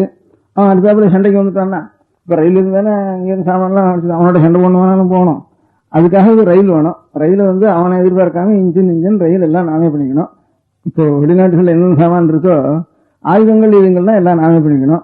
ரட்சிக்கிற பந்தோபஸ்துக்காக வேண்டிய மாத்திரம் செய்ய வேண்டிய காரியத்தை உறுதி பண்ணிட்டு பாக்கி ஜனங்களுடைய ஒரு பழக்க வழக்கங்களை இன்னும் இப்போ ஒரு 30 வருஷத்துக்குள்ள எது ஏறி இருக்கோ அது இன்னும் கொஞ்சம் குறைக்க முடியாத பண்ணினால்னா அவன் நம்ம நாட்டுக்கு ஜனங்களுக்கு உபகாரம் பண்ணினவள் ஆவா. இப்போ நீங்கள்லாம் சட்டை போட்டுக்க வேண்டாம், நீங்கள் தையல்காரங்க பணம் கொடுக்க வேண்டாம், இந்த அனாவசியமா கிராப் பண்ணிக்க வேண்டாம், ஆகாரத்திலையும் நவதானியங்களே சாப்பிட்டுருங்க, எல்லாருக்கும் அரிசி ரேஷன்ட்டு உணர்ந்து போடுறா, எல்லாம் கவர்மெண்ட்டை கண்ட்ரோல் பண்ணிக்க வேண்டியிருக்கு. அதுல அநேகம் அப்படியே கண்ட்ரோல் பண்ணி கவனிக்காம மட்டுக்கும் இத்தனை டன் மக்கி போச்சு அரிசின்னு கடைசியில் கொண்டு இதை போட்டு போடுறான். இல்ல வேணா இந்த மில்லெல்லாம் துணி உற்பத்தி பண்ணாம எல்லாத்தையும் நிறுத்தி வைன்னு இப்படிதான் சொல்றான். இதெல்லாம் ஒண்ணும் வேண்டாம் நமக்கு. அவனும் பழைய நாள் மாதிரி ஏதோ வயல்ல வேலை செய்யறப்போ ஒரு கோவணத்தை கட்டின்னு தலைவர் துணியை கட்டின்னு இருப்பான். பாக்கி வேணும் வீட்டுக்குள்ள ஒரு விசேஷ காலம் வந்தானே அந்த துணியை இடுப்புல கட்டிக்குவோம், தலையில இருக்கிற துணியை மேலே போட்டுக்குவோம். இதோட சரியா போயிடும், வேற ஒன்றும் வேண்டியதில்லை. அந்த மாதிரி நாம் எவ்வளவு குறைவா இருந்தோம்னா அதுதான் பெரிய உபகாரம். தனக்கு மிஞ்சி தர்மங்கிறதுக்கு அதான் அர்த்தம். நாம் குறைச்சி வச்சிருந்து அதனால எவ்வளவு குறைவுனாலும் நமக்கு குறைச்சி நம்மளுடைய குடும்ப வாழ்க்கை பண்ண முடியுமோ நமக்கு ஒரு கஷ்டம் இல்லாமல் வச்சுட்டு பிறருக்கு கஷ்டப்படுறவர்களுக்கு நாம் உபகாரம் செய்து அனுப்ப வேண்டியதுங்கிறது. அப்படி ஒவ்வொருத்தரும் ஒரு மனுஷனுக்கு உலகத்துல பாதி பேர் கொஞ்சம் சௌகரியம் இருக்கிறவா இருப்பா, பாக்கி பாதி பேர் சௌகரியம் இல்லாத இருக்கிறதால அவளுக்கு அண்ணா நீங்க போட்டுட்டாலாம் உலகத்துல வாழ்க்கைக்கு கஷ்டமே கிடையாது, அந்த மாதிரி சௌகரியமாக இருக்கும். அதனால் தனக்கு மிஞ்சி தர்மங்கிறது முக்கியமான தர்மம். அதுதான் நமக்கு நாம் எல்லோரும் குழந்தைகள், ஒவ்வொரு குழந்தைகளும் கஷ்டம் இல்லாமல் இருக்கணும். எல்லாருக்கும் தாயார் அம்பாங்கிறப்போ அனாவசியமான செலவுகளை நாம் பண்ணாமல் நம்முடைய நாட்டில் பெரியவர்கள் எப்படி வாழ்க்கையை நடத்திருந்தாலும் அதே மாதிரி வாழ்க்கைக்கு நாம தனித்தனியாக ஒருத்தர் ஆரம்பிச்சா கூட போகிறோம். இப்படியே ஆரம்பிச்சு இப்போ அநேக இயக்கங்கள்லாம் அவசியம் இல்லாத உபயோகம் இல்லாத இயக்கங்கள், இது கொஞ்சம் கூட நியாயம்னு தோணாத இயக்கங்கள்லாம் ஒரு 10 பேர் சேர்ந்து கூப்பாடு போட்டால் அது மட்டும் கிடின்னு உழந்து போயிடுறது. அந்த மாதிரி அது நியாயமாயும் ஒன்றும் இல்லை. நியாயமாக இருக்கிறத நாம் செய்து என்னன்னு நினைக்க வேண்டாம். 10 பேர் இப்படியே ஆரம்பிச்சு இன்னும் சட்டை போட்டுக்கிறது இல்லை, வேண்டாம், இனிமேல் கிராப் பண்ணிக்கிறது இல்லை, இனிமேல் ஏதோ விசேஷ நாளில் பச்சரிசி இருந்தால் போதும், நம்ம வீட்டில் பட்டுப்புடவை வாங்க வேண்டாம் அப்படிங்கிற இந்த 4-5 சமாச்சாரம், சின்ன சின்ன சமாச்சாரங்களை நம்ம செய்தால் அது நாட்டுக்கே பெரிய உபகாரம், நமக்கும் உபகாரம், எல்லாருக்கும் உபகாரம் பண்ணலாம். அதே மாதிரி தான் எனக்கு ராஜாங்கத்திலையும் செய்யணும்னு ஆசை. நம்ம நாட்டில் இந்த அதிகமாக இவாளுக்கெல்லாம் வாழ்க்கை தரத்தை உயர்த்தாம இன்னும் வாழ்க்கை தரத்தை இறக்கி வாழ்க்கை தரத்தை எத்தனைக்கு இறக்கவும் அத்தனைக்கு பின்னால பஞ்சம் வராமல் இருக்கும். அதனால கஷ்டம் வராமல் இருக்கும், கடன் வராமல் இருக்கும். அப்போ இந்த வாழ்க்கை தரத்தை இறக்கி உற்பத்தியை பெருக்கி பந்தோபஸ்து மாத்திரம் காப்பாற்ற வேண்டிய ஒரு முறையை மாத்திரம் சரியா ராஜாங்கங்களை வைத்துக்கொண்டு அந்த மாதிரி இப்போ மோட்டார் வேணும், ரயில் வேணும், ஆயுதங்கள் வேணும், அதுகளெல்லாம் மாத்திரம் ராஜாங்கங்களில் பாக்கி நாட்டுக்கு பாக்கி நாடுகள் நம்ம ஹிம்சை பண்ணாலன்னா அப்போ நம்ம ரசிக்கிறதுக்கு வேண்டியது அதை மாத்திரம் உறுதி செய்து கொண்டு பாக்கி எல்லாத்துலேயும் ஜனங்களுக்கு இந்த மாதிரி விஷயங்களை சொல்லி இந்த மாதிரி அப்போ வாழ்க்கை தரத்தை அதிகமாக ஏற்றிகிட்டே போக வேண்டாம். ஏற்றிட்டு போனால் ஒரு சமயத்தில் ரொம்ப கஷ்டம் வந்துடும். அதனால பாக்கி அவள்லாம் ஏற்றிட்டு இருக்காளேன்னா அந்த கணக்கு வச்சுன்னா அவளே இறக்க வேண்டிய நிலைமை வந்துடும். பாக்கி இதர நாட்டில் சுரண்டறதுக்கு வழி இல்லைன்னா அவனும் வியாபாரம் அவனும் உற்பத்தி ஆகிட்டுனா அவங்க இங்கே வியாபாரம் பண்ணுறது எனக்கு வேணும். அதனால இன்னொரு ராஜ்யம் இன்னத்தும் ஆள்றது இல்லைன்னு சொன்னால் அப்புறம் அவன் இங்கே இருந்து சுரண்டலைன்னா நம்ம மாதிரி அவன் ஆயிடுவான். அப்புறம் நாமும் கஷ்டப்படணும், அவனும் கஷ்டப்படணும். நம்ம நாட்டில் இருக்கிற நிலைமைக்கு ஏற்ற வேண்டாம். ஒரு 30 வருஷத்துக்குள்ள அனாவசியமாக ஏறி போச்சு அநேக சமாச்சாரங்கள். இப்போ அந்த ஏரிதெல்லாம் முந்தி இவ்வளவு காப்பி கடை, இவ்வளவு டீ கடை, இதெல்லாம் ஒண்ணுமே கிடையாது. இல்லை இல்லாம தான் வாழ்ந்துட்டு இருந்தோம் எல்லாரும். இது அனாவசியமா செலவு, இந்த டாக்டர் பில்லு இதெல்லாம் ஒண்ணும் கிடையாது. நாட்டில் ஊருக்கு ஒரு வைத்தியம் இதுல உறுதியாகி கொஞ்சம் கெட்ட குணங்கள் தான் ஜாஸ்தியா ஏற்பட்டு போயிடுது. அதனால இப்போ யூனிவர்சிட்டிகள்ல இருக்கிற இப்போ ஒரு 10-20 வருஷத்துக்குள்ள யூனிவர்சிட்டிகள்ல தான் ரொம்ப ஒழுக்கம் ரொம்ப தவறி போயிடுறதுன்னு சொல்லி படிக்கிற இடங்கள்ல இப்ப ராஜாங்கத்துக்கே ரொம்ப கஷ்டமா இருக்கு. அன்னைக்கு யூனிவர்சிட்டியில அடிக்கடி அவளோட ஒழுக்கத்தை போய் கண்டிக்கிறதுக்கு போனாலன்னா அதுக்கு கஷ்டம், சண்டை, கோபம், கட்சி இதெல்லாம் ஜாஸ்தியா ஏற்படுது. அதனால இந்த படிப்பு இல்லாம இருக்கிறது தேவையில்லையா? படிப்புனால ஒழுக்கம் ஜாஸ்தியா இருந்தா, படிப்பு இல்லாம இருக்கிற இடத்துல ஒழுக்கம் ஜாஸ்தியா இருக்கா அப்படின்னா, படிப்பு இல்லாத ஜனங்களுக்கு, சாமானிய குடியானவருக்கு, ஒரு ஆட்டடையனுக்கு ஒரு தப்பு பண்றதுக்கு சந்தர்ப்பமே அவனுக்கு நேராது. ஒழுக்கம் தவறதுக்கு ரொம்ப குறைவு அவனுக்கு. அவன் ஒழுக்கம் தவறி இருக்கிறதுக்கோ, கட்ட நடவடிக்கைக்கோ, அல்லது பொய் சொல்றதுக்கோ, ஏமாத்துறதுக்கோ, இவர்களுக்கெல்லாம் ஒண்ணும் இல்லாம ஒரு எழுத படிக்க தெரியாதவனுக்கு இவர்களுக்கெல்லாம் ஒழுக்கத்துக்கு சந்தர்ப்பமே நேராது அவனுக்கு ஒழுக்கம் தவறதுக்கு. இவளுக்கு தான் ஒழுக்கம் தவறதுக்கு படிப்புனாலதான் ஒழுக்க தவறு ஜாஸ்தியா ஏற்படுறது. அதனால பள்ளிக்கூடத்தினாலேயே நான் ஸ்கூல் எதுக்காக வைக்கிறோம்னா, பையனெல்லாம் ஒண்ணும் இல்லாம சாப்பிடறதுக்கு வழியாமல இருக்கானே நம்ம ஊர் பையன் எல்லாம் ஏதோ படிச்சான்னா அதுல இருந்து கொஞ்சம் ஏதாவது ஒரு ஜீவனம் பண்ணிக்குவானே அவன், அதுக்காக படிக்கட்டும் அப்படின்னு வைக்கிறோம். அதுக்காக ஜாஸ்தியா படிக்க விட்டுட்டோம்னா படிச்சுட்டு அதுக்கப்புறம் உத்தியோகம் கிடைக்கலன்னு அந்த சிரமங்கள் ஜாஸ்தியா போயிடுறது. அதனால இத்தனை பேர் மேல படிக்காம இருக்கிறது தேவையில்ல, காலேஜ்ல இருந்து இத்தனை பேர் சேர்க்காம இருக்கிறது தேவையில்லைன்னு சொல்றதுக்கு ஆரம்பிக்கிறா. இப்ப கவர்மெண்ட்ல சில பேர் இத்தனை பேர் தான் காலேஜ் வாசிக்கலாம்னு அப்படி சுட்டா கூட தேவையில்ல. ஏன்னா காலேஜ் வாசிச்சுட்டு இவ்வளவு தூரம் பணத்தை செலவழிச்சுட்டு அதுக்கப்புறம் உத்தியோகம் கிடைக்கலன்னு அது வேற கஷ்டப்படுறாள்னுட்டு அது வேற சிரமப்படுறா. அதனால எந்த தர்மத்திலையும் போனாலும் ஒழுக்க கஷ்டங்களை நிவர்த்தி பண்றதுன்னு சொல்றதுக்கு இல்ல, ஒழுக்கத்துக்கும் படிப்பு, ஒழுக்கத்துக்காக படிப்பு இருந்தா ஒழுக்கம் நல்லா இருப்பான்னு நினைக்கிறான். அதுலயும் படிப்பு ஜாஸ்தியா இருக்கிற இடத்துல ஒழுக்கம் கிட்டும் போறது. படிப்பு இருந்தானா ஜீவனம் சௌகரியமா இருக்கும்னு நினைக்கிறான். படிப்பு இருந்தானா படிச்சுட்டு பணத்தையும் செலவழிச்சுட்டு அதுக்கப்புறம் உத்தியோகம் கிடைக்கலன்னுட்டு அது வேற கஷ்டம் ஏற்படுறது. அதனால எதுலையும் ஒரு கஷ்டங்கள் கடைசியில் வழங்க முடியாது. கஷ்டங்கிறது இதனால அடியோட நிவர்த்தியாச்சுன்னு சொல்ல முடியாது. அதனால படிச்சவாள் எல்லாரும் கெட்டவாள்னு அர்த்தம் இல்லை. நல்லா படிப்பு இருந்து நல்லா உபயோகப்படுத்த மனுஷாலும் இதோ 110 பேராவது படிக்காம இருந்தா எவ்வளவு இருப்பாளோ அதை காலம் இன்னும் ஒழுக்கத்தோடையும் நல்ல குணத்தோடையும் படிப்பினால வித்தியாரவாளும் உண்டு இல்லைன்னு சொல்றதுக்கு இல்லை. முக்கிய சாமானியமா 130 அந்த மாதிரி சந்தர்ப்பங்கள்லாம் ஏற்படுறதுல ஒழுக்கம் கெட்டு போறதுதான் ஜாஸ்தியா இருக்கு, படிப்புனால கெட்டு போறது. அதே மாதிரி தான் ஆஸ்பத்திரினால ஆஸ்பத்திரி இல்லாம இருந்ததுன்னா வியாதி கூட கொஞ்சம் குறைவா இருக்கும். ஆஸ்பத்திரி ஜாஸ்தியாக வியாதிகளும் ஜாஸ்தி ஆயிடுறது. அதனால ஒழுக்கத்தை சீர்திருத்தத்துக்காக பள்ளிக்கூடம் ஏற்படுறதுன்னா, பள்ளிக்கூடம் இல்லாத இடத்துல ஒழுக்கம் அவ்வளவு கெட்டு போகல, பள்ளிக்கூடம் இருக்கிற இடத்துல ஒழுக்கம் ஜாஸ்தியா கெட்டு போறது. யூனிவர்சிட்டியும் காலேஜ்லயும் தான் ஒழுக்கம் ஜாஸ்தி கெட்டு போறது. அதனால ஒழுக்கத்தை சீர்திருத்தத்துக்காக நினைச்சு போய் பண்ற மருந்து இன்னும் வியாதியை ஜாஸ்தி பண்றது. அதே மாதிரிதான் ஆஸ்பத்திரியும் ஜாஸ்தி பண்றது. கட்டட நடவடிக்கை எல்லாம் பண்ணான்னா நமக்கு ஆஸ்பத்திரியில் அது இருக்கு இது இருக்கு, அந்த இன்ஜெக்ஷன் பண்ணலாம் இந்த இன்ஜெக்ஷன் பண்ணலாம்னுட்டு அவனுக்கு ஒரு கட்டட நடவடிக்கையில் ஒரு தைரியம் வந்துடுறது. அந்த மாதிரி காரியங்கள். ஒரு பேங்க்கு வச்சோம்னா ஜனங்களுக்கு ஒரு கஷ்டம்னு, பேங்க்குன்னா ஆரம்பம் ஒரு நாளைக்கு உண்டு, ஆரம்பம் ஒரு நாளைக்கு உண்டுன்னா அந்த பேங்க்குக்கு முடிவும் ஒரு நாளைக்கு உண்டு. அந்த முடிகிற அன்னைக்கு ஆறாருடைய பணம் எல்லாருக்கும் போற பணத்தினாலதான் இப்ப இருக்கிறவள நம்ம ஜீவிச்சுட்டு இருக்கோம். அதனால கடைசி நாள்ல எத்தனையோ ஒரு பேங்க் முடிகிறதுன்னு வந்துதானே எந்த காரணத்தினாலேயாவது முடிகிறப்ப யாராவது போட்டிருக்காளோ பணம் அத்தனை பேருக்கும் ஒரு நஷ்டம் ஏற்படுறது. எதுல இருந்தாலும் ஒரு கெடுதலோடு தான் வந்து சேர்றது அதுல இருந்து.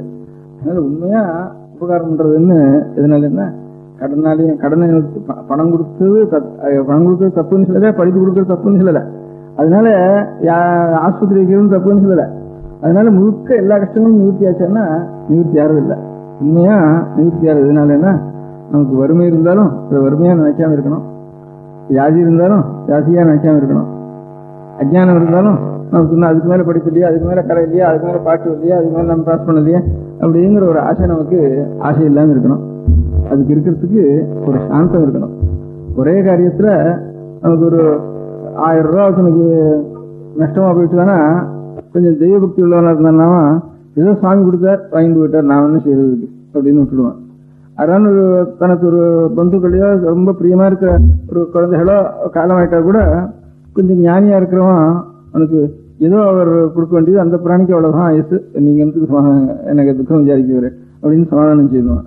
கொஞ்சம் ஒரு கருமையா இருந்தான்னா அவனுக்கு ஏதாவது ஒரு 100 ரூபாய் ஞானம் போயிட்டா கூட அதுக்காகவே தலையில அடிச்சுட்டு வாயில் அடிச்சுட்டு எல்லாரையும் வச்சுட்டு கஷ்டப்பட்டு, கஷ்டம்ங்கிறது மனசு சாந்தம் இருக்கிறதுனாலதான் இது எதுக்கிற வியாதி இருக்கிறவன் வியாதியை பொறுத்துட்டு சாந்தமா சந்தோஷமா இருப்பான். அதுல இருந்து கடன் இந்த மாதிரி வறுமை இருந்தாலும் அதையும் பொறுத்துட்டு சாந்தமா இருப்பான். சாந்தம் இருந்துதானே. அதனால சாந்தம்ங்கிறது தான் எல்லாத்துக்கும் ஒரே உண்மையான மருந்து. அந்த சாந்தம் எதனால வரும்னா தெய்வபக்தினாலதான் வரும். நம்ம எல்லாம் அண்ணன் இருக்கோம், ஒருத்தன் இருக்கான், அவன் ஆட்டி வைக்கிறான், அவனுடைய கடமை பிரகாரம் நம்ம நினைக்க வேண்டியது. எது நடக்குதோ அதில் நம்ம துக்கப்படக்கூடாது. அது ஊராருடைய சொன்னதுக்காக நமக்கு என்ன நிவர்த்தியா போடுறது. அதனால நாம் எழுந்திருக்க வேண்டிய ஒன்றத்தை வேற ஒன்றும் இல்லை. நடக்கிறது. அதனால அவனுடைய அருள். அதனால நாம் ஏதோ அவனை நம்ம அப்பா இந்த மாதிரி என்ன இந்த மாதிரி வைக்காம நாம் ஏதோ பாபம் பண்ணியிருந்தாலும் அதை நிவர்த்தி பண்ணி சேமமாக ஒரு பிரார்த்திக்க வேண்டியதான் நம்முடைய கடமை அப்படின்னு அந்த ஒரு தெய்வபக்தி நமக்கு இருந்ததானே. அந்த தெய்வபக்தி தான் வறுமை, வியாதி, இந்த மாதிரி ஒழுக்கம் எல்லாத்துக்கும் உண்மையான சாந்தம். ஒரே மருந்து அதுதான். தனித்தனியா வியாதிக்கு ஆஸ்பத்திரி மருந்து, இந்த மாதிரி வறுமைக்கு பேங்க் மருந்து, இப்ப அறியாமைக்கு ஸ்கூல் மருந்துன்னு நினைச்சுட்டு இருக்கோம். கொஞ்சம் தூரம் தான் மருந்து இது. அதனால இந்த இது கொயினா கொடுக்குற மாதிரி தான் மலேரியாவுக்கு. இதெல்லாம் அந்த சமயம் கொஞ்சம் அடக்கி வைக்கணும் தவிர மூலத்தை அறுக்காது அது. அதனால அடியோட எல்லாத்தையும் இந்த நம்ம கஷ்டங்கள் எல்லாம் அறுத்து வைக்கிறது சாந்தம் ஒண்ணுதான். அந்த சாந்தம் எதனாலும் ஈஸ்வரனிடத்துல ஒரு பக்திங்களா தான் சாந்தம் வரும். அதனால அந்த ஈஸ்வரனுடைய பக்திங்கிறது எப்படி நமக்கு வரும்? தாராளத்தான் ஒரு தர்மம் பண்ணாதான் ஒரு கோவில் கட்டி வச்சிருந்தாலும் ஒரு கோபுரத்தை கண்ட உடனே அப்போ ஒரு சுவாமின்னு ஒருத்தர் இருக்காருன்னு நினைவு வரும். எவ்வளவோ சாஸ்திரங்கள் இருந்தாலும் யாரோ சாஸ்திரங்கள் படிச்சவா, யாரோ சில பேர் படிக்கிறவா, அதெல்லாம் நாமெல்லாம் படிச்சு அந்த சாஸ்திரங்கள்லாம் தெரிஞ்சுக்கிறதுக்கு நம்மளால முடியுமான்னா? அதனால எல்லாருக்கும் தெய்வ பக்தி உள்ளாரத்துக்கு ஒரு கோபுரத்தை கட்டுக்கணும். பார்த்தோம்னா ஏதோ ரயில வரும், 2 சிதம்பரம் கோபுரம், 4 கோபுரம் தெரியுது, இன்னொரு ஊர்ல ஒரு கோபுரம் தெரியுதுன்னா கொஞ்சமாவது நம்ம சில பேர் பக்தியா இருக்கிறவா கணத்திலாவது போட்டுக்குவா. இல்லைன்னா சுவாமியத்தூர் இருக்கார், அவருக்காக ஒரு கட்டணம் கட்டி வச்சிருக்காங்கிற நினைவாவது வரும். அதனால எல்லாவற்றுக்கும் உயர்ந்த இந்த சாந்தத்தை கொடுக்கறது எல்லாவற்றுக்கும் மருந்து. அதான் உபகாரம், உண்மையா நாம் செய்யற உபகாரம். அதனால அந்த மாதிரி ஒரு கோபுரங்களை கட்டுறது, ஒரு மண்டபங்களை கட்டுறது. அதனால பிற்காலத்துக்கு எந்த காலத்திலயும் எவ்வளவு ஆத்மாக்கள் வரப்போறாளோ, இன்னும் பிறக்க போற ஆத்மாக்கள்லாம் இருக்கா, அந்த ஆத்மாக்களுக்கெல்லாம் பகவானத்தர் இருக்காருங்கிற ஒரு நினைவு அப்படின்ட்டு, அவன் நாஸ்திகனா இருந்தாலும் பகவானத்தர் இருக்காருன்னு ஏமாந்து போய் கட்டி வச்சிருக்காருன்னாவது நினைக்கிட்டோம். அதனால அப்படி ஒரு நினைச்சுட்டு இருந்திருக்கா நம்ம பெரியவர்கள்லாம்னாவது நினைச்சுக்கிட்டோம். அப்படி நினைச்சிருந்தாவது அவன் ஏதோ நாஸ்திகம் ஒரு ராஜீய கட்சிக்காக நாஸ்திகம் பட்டிருக்காளே தவிர உண்மையா அவளுக்கு ஒரு கஷ்டம் வந்துதானே தானா பிரார்த்திச்சுட்டு இருக்காவா அவங்களோட. அதனால அதுக்கும் அவளுக்கு அதுக்கு ஜனங்களுக்கு மறக்காம இருக்கிறதுக்கு இந்த மாதிரி ஒரு தர்மங்களை நாம் செய்யணும். அதனால அது ஆறு வந்து இப்ப பாக்கி இருக்கிற நம்முடைய பெரியவர்கள் பண்றதுக்கும் நமக்கும் இருக்கிற வித்தியாசம். இப்போ இதர மதங்கள் இருக்கு, இப்ப கிறிஸ்துவாளுடைய ஒரு கோவில்கள் இருக்கு, இப்ப துருக்காளுடைய ஒரு கோவில்கள் இருக்கு. அதெல்லாம் ரொம்ப ஜாக்கிரதையா அப்பப்போ சுண்ணம் பிடிச்சி சுத்தப்படுத்தி ஜாக்கிரதையா வச்சுட்டு இருக்கா. அதனால இடிஞ்ச சர்ச்சையோ இடிஞ்ச மசூதியோ நம்ம பார்க்க மாட்டோம், கண்ணில் படாது. இடியாத கோவில் நம்ம பார்க்க மாட்டோம். அதனால நம்முடைய கோவில் அப்படி மரம் முளைச்சதும் பாசி பிடிச்சதும் இப்படிதான் இருக்கும் நம்ம கோவில். ஆனாலும் ஒரு 2 வருஷம் ரிப்பேர் பண்ணதுன்னா அந்த கோவிலும் போயிடும். இது 1000 வருஷம் ரிப்பேர் பண்ண கூட இடிச்சா கூட அதுக்கப்புறம் இந்த கோவில் கருங்கல்லாவே இருந்துட்டு இருக்கும். அங்க எவனாவது அந்த கோவில் அடியோட படகுகள் வந்து இடிச்சுட்டு போனா கூட அது அந்த அவ்வளவு இடிச்சானா இதெல்லாம் விழுந்துருவது. அதனால அவ்வளவு ஜாக்கிரதையா அஸ்திவாரம் போட்டு வச்சிருக்கா, கருங்கல்லால கட்டி வச்சிருக்கா. அந்த இடத்துல போய் யாராவது ஒருத்தன் இடிஞ்சு போனதுக்கு அப்புறம் கூட ஏதாவது ஒரு பிள்ளையார கொண்டு வச்சு அங்க பூஜை பண்ணிட்டு இருக்க ஆரம்பிப்பான். அந்த மாதிரி அஸ்திவாரம் பலமா போட்டிருக்கா. நாம் பண்ற அபசாரம் நிறைய இருந்தாலும் நம்ம மதத்துல அஸ்திவாரம் பலமா போட்டிருக்கா பெரியவா எல்லாரும். அந்த மாதிரி ஒரு முறையில சாஸ்வதமா இருக்க முடியாது ஒரு கோவிலை கட்டுறதுங்கிறது. கோவிலை கட்டுவானே ஒரு ஆஸ்பத்திரி, பள்ளிக்கூடத்து, பேங்க் அப்படின்னு இப்ப நம்ம சொல்லிட்டு இருக்கோம். இதெல்லாம் பழைய நாள் தர்மம் கோவில் கட்டுறதுங்கிறது அப்படின்னு இப்ப அநேகமா உபன்யாசம் பண்றவாலும் அரசியல் துறையில் இருக்கிறவாலும் அந்த மாதிரி தர்மங்கள்லாம் அதுதான் இந்த தர்மங்கள்லாம் நிறுத்திட வேண்டியதுங்க அப்படின்னு சொல்றேன். அதனால எல்லாரும் நாம் வந்து ஆகாரம் நமக்கு ஆறு கொடுக்குறான்னா நம்முடைய சக்தியினால ஒரு அரிசி நம்மளால உண்டு பண்ண முடியாது. அதனால ஏதோ நம்ம மீறி தான் ஒரு அரிசி எவ்வளவு சயின்ஸ் நம்ம விருத்தியானாலும் என்னத்தை பண்ணினாலும் நம்ம ஆகாரத்தை ஒரு வாழையில நம்மளால பண்ண முடியாது, ஒரு கீரை நம்மளால பண்ண முடியாது. அது நம்ம மீறிதான் எல்லாத்துக்கும் எவ்வளவு சக்தி கண்டுபிடிச்சாலும் அதுக்கப்புறம் எலக்ட்ரிக் கட்டு பண்ணு அது பண்ணு இது பண்ணுட்டு ஏதாவது நம்ம மீறின ஒரு சக்தி இருக்கு. அதுதான் நமக்கு நம்முடைய தர்மாசர்மங்களை புண்ணியபாவங்களை அனுசரிச்சு நமக்கு படியளந்து வருவது. அந்த படியளக்க முடியாதுன்றதான நாம் ஸ்மரிச்சுட்டு அவனுக்காகன்னு சொல்லி ஒரு இடத்தை வச்சு அங்க ஒரு நைவேத்தியம் அவனுக்காகன்னுட்டு நம்முடைய நன்றி அறிவை காட்டுறதுக்காக அங்க நைவேத்தியம் ஆனதுக்கு அப்புறம் தான் நாம் சாப்பிடணும் அப்படிங்கிறதுக்காகத்தான் கோவில்கள் ஏற்பட்டிருக்கு. அங்க கோவில்ல மணி அடிச்சாச்சா நைவேத்தியம் ஆயிட்டு சுவாமிக்கு, அதுக்கப்புறம் நம்ம வீட்டுல நாம் சாப்பிடுவோம் அப்படிங்கிறது பெரியவர்களுடைய ஒரு பழக்கம். அது இல்லாம இருந்தானா நாம் நன்றி கட்டவனா தான் போயிடுவோம். அதனால ஒவ்வொருத்தரும் தனியா வீட்டுல பூஜை பண்ண முடியாது. சில பேர் பூஜை பண்ணுவா, சில பேர் வந்து பூஜை பண்ண முடியாது. அதனால எல்லாருக்கும் பொதுவா ஒரு இடம் வச்சு அந்த இடத்துல பூஜை நடந்ததுக்கு அப்புறம் தான் நாம் எல்லாரும் ஆகாரம் பண்ணணும் அப்படின்னு எல்லோருடைய பொருளும் அதுல சேரணும் ஊர் பொதுவில் அப்படிங்கிறதுக்காக தான் கோவில் கட்டிருக்கு. அந்த மாதிரி அப்பேற்பட்ட கோவில் கட்டுற சர்மம் இனிமே வேண்டாம், அந்த கோவில் கட்டுற சர்மம் நிறுத்திடும், அனாவசியம் அங்கே ஆறு போறா. அதனால பாக்கி இருக்கிறது ஸ்கூல் கட்டு, ஆர்ஃபனேஜ் கட்டுன்னு அப்படி சொல்லிட்டு இருக்காரு. இதெல்லாம் உபயோகம் செய்ய வேண்டியதான், அந்தந்த காலத்துல இந்த சர்மங்கள் செய்ய வேண்டியதான். ஆனாலும் மூல சர்மத்தை அழிச்சுட்டு இந்த சர்மங்கள் பண்றது தப்பு. அதனால ஒரு கோவில் கட்டணும், ஒரு கோபுரம் கட்டணும், ஒரு குளம் கட்டணும், ஒரு சர்மம் பண்ணணும். ஏதாவது நாம் உயிரோடு இருக்கிறதுக்கு, உயிர் வாழ்றதுக்கு அநேக சாமான்களை நாம் எடுத்து உபயோகப்படுத்திருக்கோம் பூதேவியின் இடத்துல இருந்து. அதுக்கு பூமிக்கு ஏதாவது கொடுத்துட்டு போகணும். அந்த கொடுத்துட்டு போறது சாஸ்வதமாக ஒரு வஸ்துவா கொடுத்துட்டு போகணும்.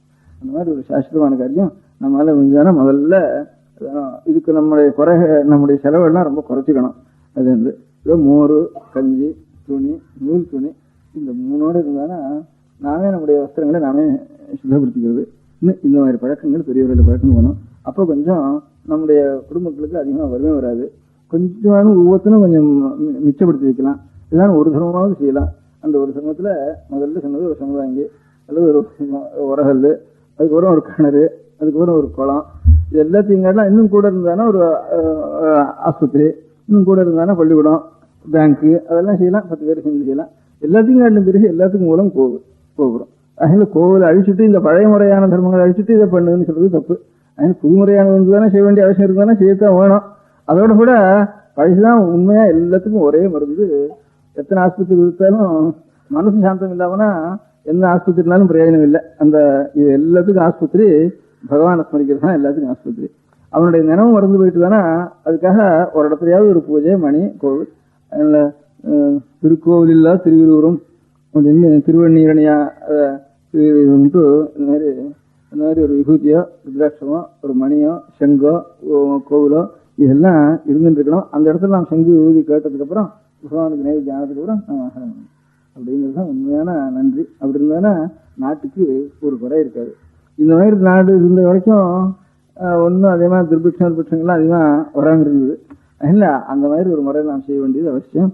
இருக்கிற கோவிலில் இல்லை, இருக்கிற கோவில்னா ஊர்பட்ட கோவில் இருக்கே, இன்னும் கோவில் இருந்து கட்டுறது அப்படின்னு அந்த மாதிரி இந்த சமய தப்புன்ட்டு அப்படி அநேகம்ன்றது.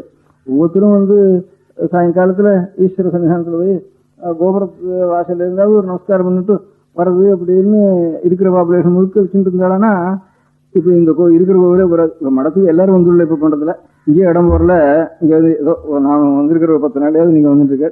இந்த மாதிரி ஒவ்வொருத்தரும் ஒரு கோவிலுக்காவது நிச்சயம் சாயந்தரம் போறதுன்னு வச்சுட்டு இருந்தாங்கன்னா இந்த இருக்கிற கோவில் போறாது இன்னொரு 10 மடங்கு கோவில் கட்டணும் இந்த மெட்ராஸ் சிட்டியிலேயே இருக்கிற ஜனங்களுக்கு.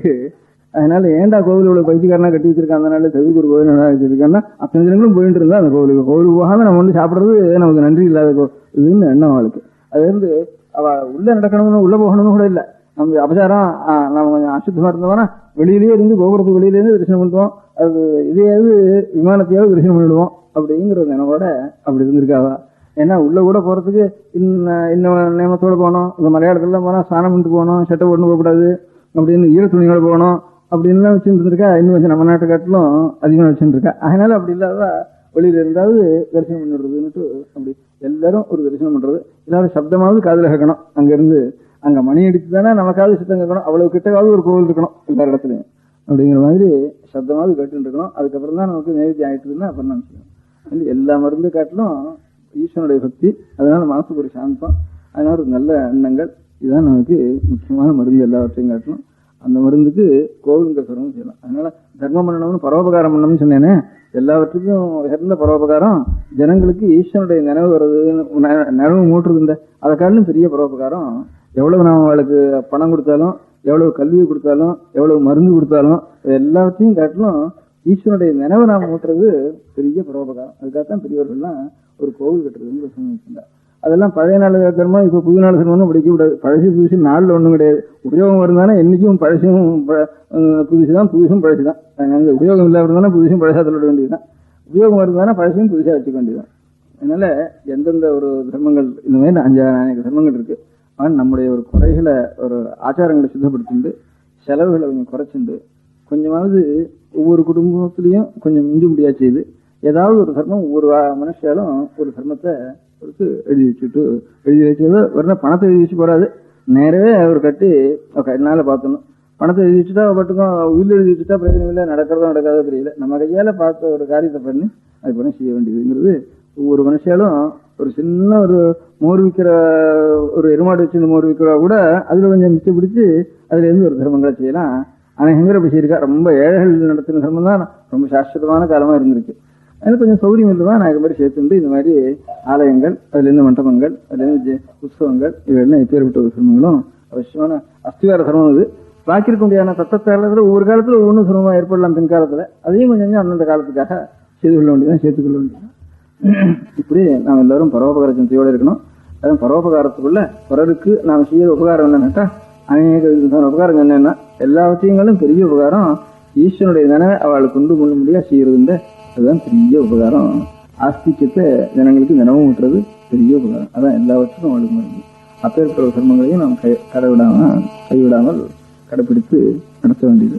அந்த மாதிரி புத்தியும் நமக்கு வரணும்னு அப்பப்போ பிரார்த்திக்கணும். ஈஸ்வரனை பிரார்த்திச்சிருந்தா அந்த புத்தியும் நமக்கு வரும். அதுல இருந்து தேசமும் ஒரு குறை இல்லாமல் அனாச்சாரமும் ஏற்படாமல், தேசத்துல வம்சங்களும் குறைவிடாமல், அந்தந்த ஜாதிகளும் சரியா சுத்தமா இருந்துட்டு அந்தந்த ஒரு ஜாதி முறை பிரகாரம் அழகாக நடந்துட்டு ஈஸ்வர அனுகிரகத்துக்கு பார்த்து நடந்துட்டு நம பார்வதி பதையே. பெரியவா சரணம். அடுத்த நிகழ்ச்சி நித்திய குரு பாதுகா பூஜை. शुक्लां भरदरं विष्णुं शशिवर्णं चतुर्भुजं प्रसन्नवदनं ध्यायेत् सर्वविघ्नोपशान्तये. ममोपात्त समस्त दुरितक्षयद्वारा श्री परमेश्वर प्रीत्यर्थं गुरुप्रसाद सिद्ध्यर्थं गुरुप्रीत्यर्थं गुरुपादपूजाम् अद्य करिष्ये. गुरुब्रह्मा गुरुर्विष्णुर्गुरुर्देवो महेश्वरः गुरुः साक्षात् परब्रह्म तस्मै श्रीगुरवे नमः. अपारकरुणा सिन्धुं ज्ञानदं शान्तरूपिणं श्रीचन्द्रशेखरगुरुं प्रणमामि मुदान्वहम्. सदाशिवसमारम्भां शङ्कराचार्यमध्यमाम् अस्मदाचार्यपर्यन्तां वन्दे गुरुपरम्पराम्. எல்லோரும் குருவை பெரிவாளை தியானம் பண்ணிண்டு அர்ச்சனை பண்ணுவோம். அஷ்டோத்திரம். பெரியவா அஷ்டோத்திரம் பல அஷ்டோத்திரங்கள் இருக்கு. அதுல எளிமையா சுலபமா எது இருக்கோ அதை நான் இப்ப சொல்றேன். எல்லோரும் இதை கேட்டுண்டு திருப்பி சொல்ல முடிஞ்சுபா சொல்லி சொல்லி பெரியவாளுக்கு பாதத்துல ஒவ்வொரு புஷ்பத்தை அர்ச்சனை பண்ணலாம். ஓம் ஸ்ரீ காஞ்சி காமகோட்டி பீடாதீஸ்வராய நமஹ. ஸ்ரீமத் சந்திரசேகரேந்திர சரஸ்வதி குருभ्यो நமஹ. சந்நியாசாஸ்ரமசிகராய நமஹ. காஷாய தண்டதாரிணே நமஹ. சர்வபீடாபஹாரிணே நமஹ. ஸ்வாமிநாத குரவே நமஹ. கருணாசாகராய நமஹ. ஜகதாகர்ஷண சக்திமதே நமஹ. சர்வச்சராச்சர ஹிருதயஸ்தாய நமஹ. ஓம் பக்த பரிபாலக ஸ்ரேஷ்டாய நமஹ. தர்ம பரிபாலகாய நமஹ. ஸ்ரீ ஜெயேந்திர சரஸ்வத்யாச்சார்யாய நமஹ. ஸ்ரீ விஜயேந்திர சரஸ்வதி பூஜிதாய நமஹ. சிவசக்தி ஸ்வரூபாய நமஹ. பக்தாபீஷ்ட பிரதாயகாய நமஹ. பிரம்மண்ய போஷகாய நமஹ. பிரம்ம விஷ்ணு சிவைக்க ஸ்வரூபாய நமஹ. காஞ்சி க்ஷேத்ரவாசாய நமஹ. கைலாச சிகரவாசாய நமஹ. ஸ்வதர்ம பரிபோஷகாய நமஹ. சாதுர்வர்ண சம்ரக்ஷகாய நமஹ. லோகரக்ஷண சங்கல்பாய நமஹ. ஓம் பிரம்மனிஷ்டாபராய நமஹ. சர்வ பாபஹராய நமஹ. தர்மரக்ஷக சந்துஷ்டாய நமஹ. பக்தார்ப்பிததன ஸ்வீகர்த்ரே நமஹ. சர்வோபனிஷத் சாரஜ்ஞாய நமஹ. சர்வசாஸ்திரகம்யாய நமஹ. சர்வலோக பிதாமகாய நமஹ. பக்தாபீஷ்ட பிரதாயகாய நமஹ. பிரம்மண்ய போஷகாய நமஹ. நானாவித புஷ்பார்ச்சிதபதாய நமஹ. ருத்ராக்ஷ கிரீடதாரிணே நமஹ. பஸ்மோத்தூளித விக்கிரகாய நமஹ. சர்வஜ்ஞாய நமஹ. சர்வச்சராச்சர வியாபகாய நமஹ. அநேக சிஷ்ய பரிபாலகாய நமஹ. மனச்சாஞ்சல்ய நிவர்த்தகாய நமஹ. அபயஹஸ்தாய நமஹ. பயாபகாய நமஹ. யஜ்ஞபுருஷாய நமஹ. யஜ்ஞானுஷ்டான ருச்சிப்ரதாய நமஹ. யஜ்ஞசம்பன்னாய நமஹ. யஜ்ஞசகாயகாய நமஹ. யஜ்ஞபலதாய நமஹ. யஜ்ஞப்ரியாய நமஹ. உபமானரஹிதாய நமஹ.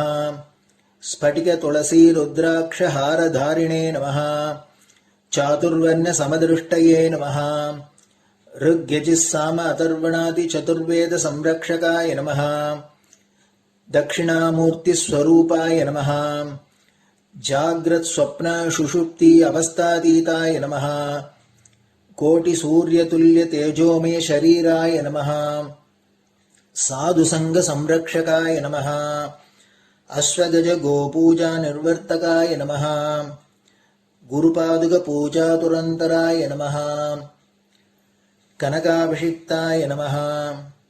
ஸ்வர்ண பில்வதள பூஜிதாய நமஹ. சர்வஜீவ மோக்ஷதாய நமஹ. மூகவாக்தான நிபுணாய நமஹ. நேத்ர தீக்ஷாதானாய நமஹ. துவாதசலிங்க ஸ்தாபகாய நமஹ. கானரசப்பிரியாய நமஹ. பிரம்மஜானோபதேசகாய நமஹ. சகலகலாசித்திதாய நமஹ. சாதுர்வர்ண பூஜிதாய நமஹ. அநேகபாஷா சம்பாஷண கோவிதாய நமஹ. அஷ்டசித்திப்பிரதாயகாய நமஹ. ஓம் ஸ்ரீ சாரதாமட சுஸ்திதாய நமஹ. நித்யான்னதான சுப்ரீதாய நமஹ. பிரார்த்தனா மாத்திர சுலபாய நமஹ. பாதயாத்ரா பிரியாய நமஹ. நானாவித மதபண்டிதாய நமஹ. ஸ்ருதி ஸ்மிருதி புராணஜ்ஞாய நமஹ. தேவயக்ஷ கிண்ணர கிம்புருஷ பூஜ்யாய நமஹ. श्रवणानन्दकरकीर्तये नमः। दर्शनानन्दाय नमः। अद्वैतानन्दभरिताय नमः। अव्याजकरुणामूर्तये नमः। शैव वैष्णवादिमान्याय नमः। श्रीशङ्कराचार्याय नमः। दण्डकमण्डलोहस्ताय नमः। वीणामृदङ्गसकलवाद्यनाथस्वरूपाय नमः। रामकथारसिकाय नमः। वेदवेदाङ्ग आगमादिसकलकलासतस्प्रवर्तकाय नमः। हृदयगुहाशयाय नमः। शतरुद्रीयवर्णितस्वरूपाय नमः। केदारेश्वरनाथाय नमः। अविद्यानाशकाय नमः। निष्कामकर्मोपदेशकाय नमः। लघुभक्तिमार्गोपदेशकाय नमः। लिङ्गस्वरूपाय नमः। सालग्रामसूक्ष्मस्वरूपाय नमः। कालड्यां शङ्करकीर्तिस्तम्भनिर्माणकर्त्रे नमः। जितेन्द्रियाय नमः। शरणागतवत्सलाय नमः। श्रीशैलशिखरवासाय नमः। डमरुकनादविनोदाय नमः। वृषभारूढाय नमः। दुर्मदनाशकाय नमः। आभिचारिकदोषहर्त्रे नमः। मिताहाराय नमः। मृत्युविमोचकशक्त्याय नमः। श्रीचक्रार्चनतत्पराय नमः। दासानुग्रहकारकाय नमः। अनुराधानक्षत्रजाताय नमः। सर्वलोकख्यातशीलाय नमः। वेङ्कटेश्वरचरणपद्मषट्पदाय नमः। श्री महात्रिपुरसुन्दरी समेत श्री चन्द्रमौलीश्वर पूजाप्रियाय नमः। श्रीमच्चन्द्रशेखरेन्द्र सरस्वती सद्गुरु परब्रह्मणे नमः। गुरुभ्यो नमः। परमगुरुभ्यो नमः। परमेष्टिगुरुभ्यो नमः। परात्परगुरुभ्यो नमः। गुरुपरम्पराभ्यां नमः। गुरुपादुकाभ्यां नमो நமः. அடுத்தது ஊதுபத்தி இருந்தா அதை காமிச்சு தூபம், நெய் தீபம் இருந்தா காமிச்சு அதை நெய் தீபம் தீபம் காமிச்சுட்டு நைவேத்தியம் வெத்தலைப்பாக்கு பழம் இதுலேருந்து ஆரம்பிச்சு அவாளுக்கு எது சௌரியமோ அதுபடி நைவேத்தியம் பண்ணலாம்.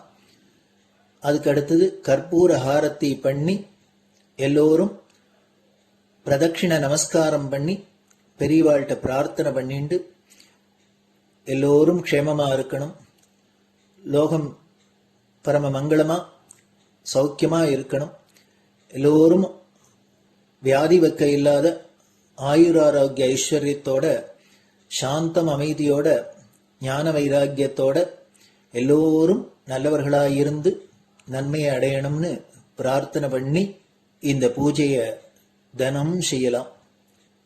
குரு பிரம்மா குருர் விஷ்ணுர் குருர் தேவோ மகேஸ்வரः குரு சாட்சாத் பரபிரம்ம தஸ்மை ஸ்ரீ குரவே நமः.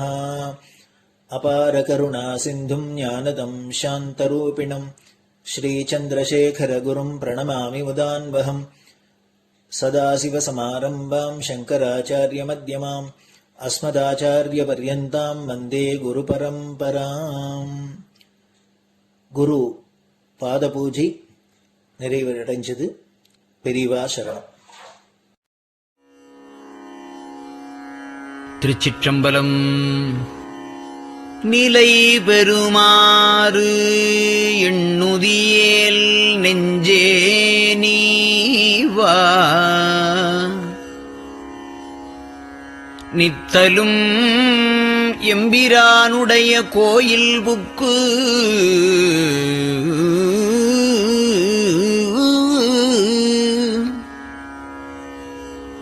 புலர்வதன் முன்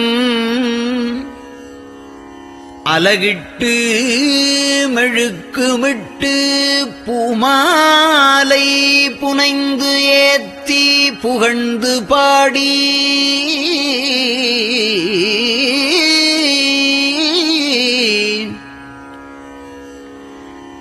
தலையாரக் கும்பிட்டு கூத்தும் ஆடி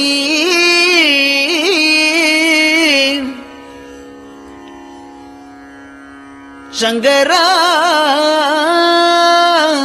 ஜய போற்றி போற்றி என்றும்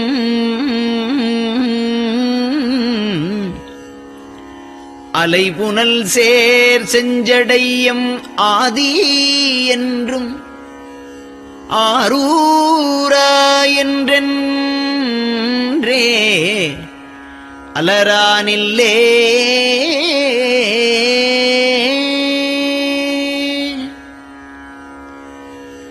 தந்தது உந்தன்னை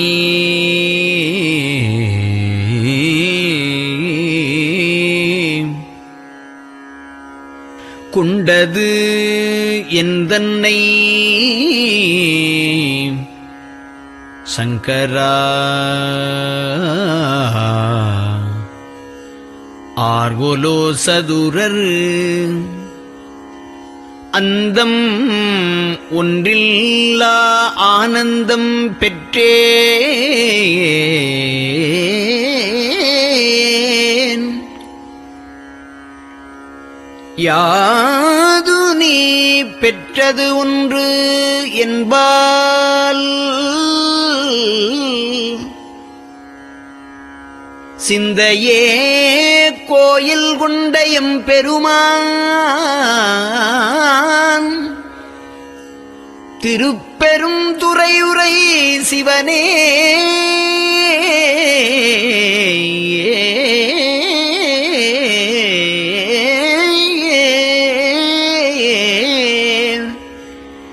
எந்த ஈசா உடல் இடம் கொண்டாய் யான் இதற்கு இலன் ஓர் கைமாறே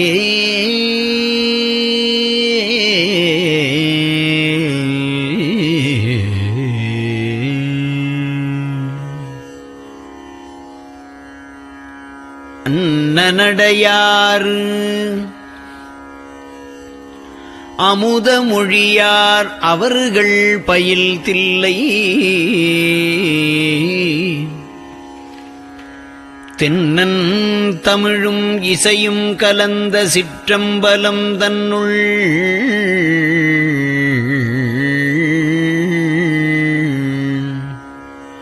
பொன்னும் மணியும் நிறந்த தலத்து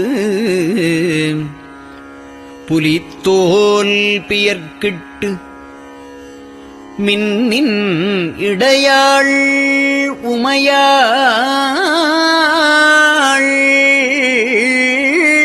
காண விகிதன்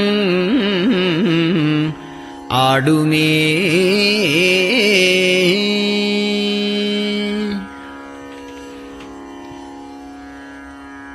நெட்டையிலா உடல் நீத்து என்னை ஆண்ட நிகரிலா வண்ணங்களும்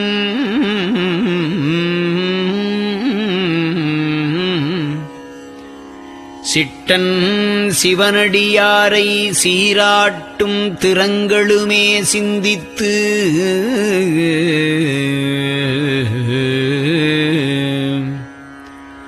அட்டமூர்த்திக்கு என் அகம் நெகவூரும் அமிழ்தனுக்கு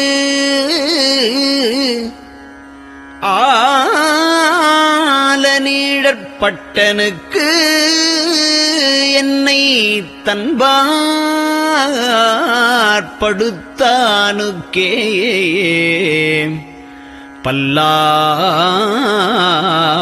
பல்லாண்டு குருதுமே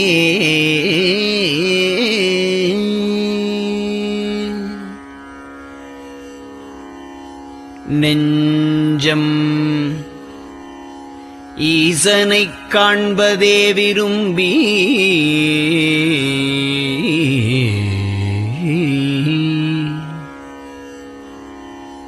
நிரந்தரம் திருவாக்கினில் நிகழ்வது அஞ்செழுத்துமே ஆக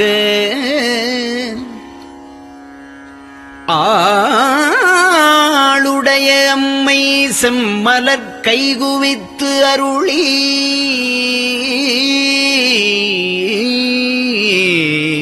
தஞ்சமாகி அரும் தவம் புரிய தரிப்பரே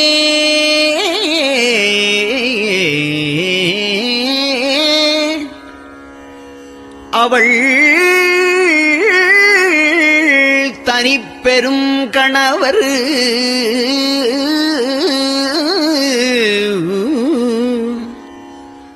வஞ்சம் நீக்கிய மாவின் மூலத்து வந்து தோன்றினார் மலைமகள் காண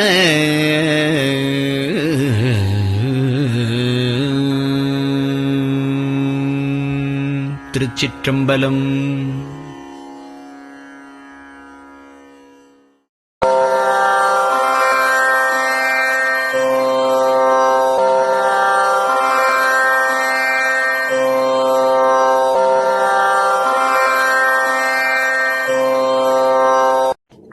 பெரியவா சரணம்.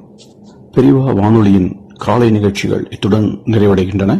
எமது அடுத்த ஒளிபரப்பு இன்று மாலை இந்திய நேரப்படி 6 மணிக்கு துவங்கும். பெரியவா சரணம்.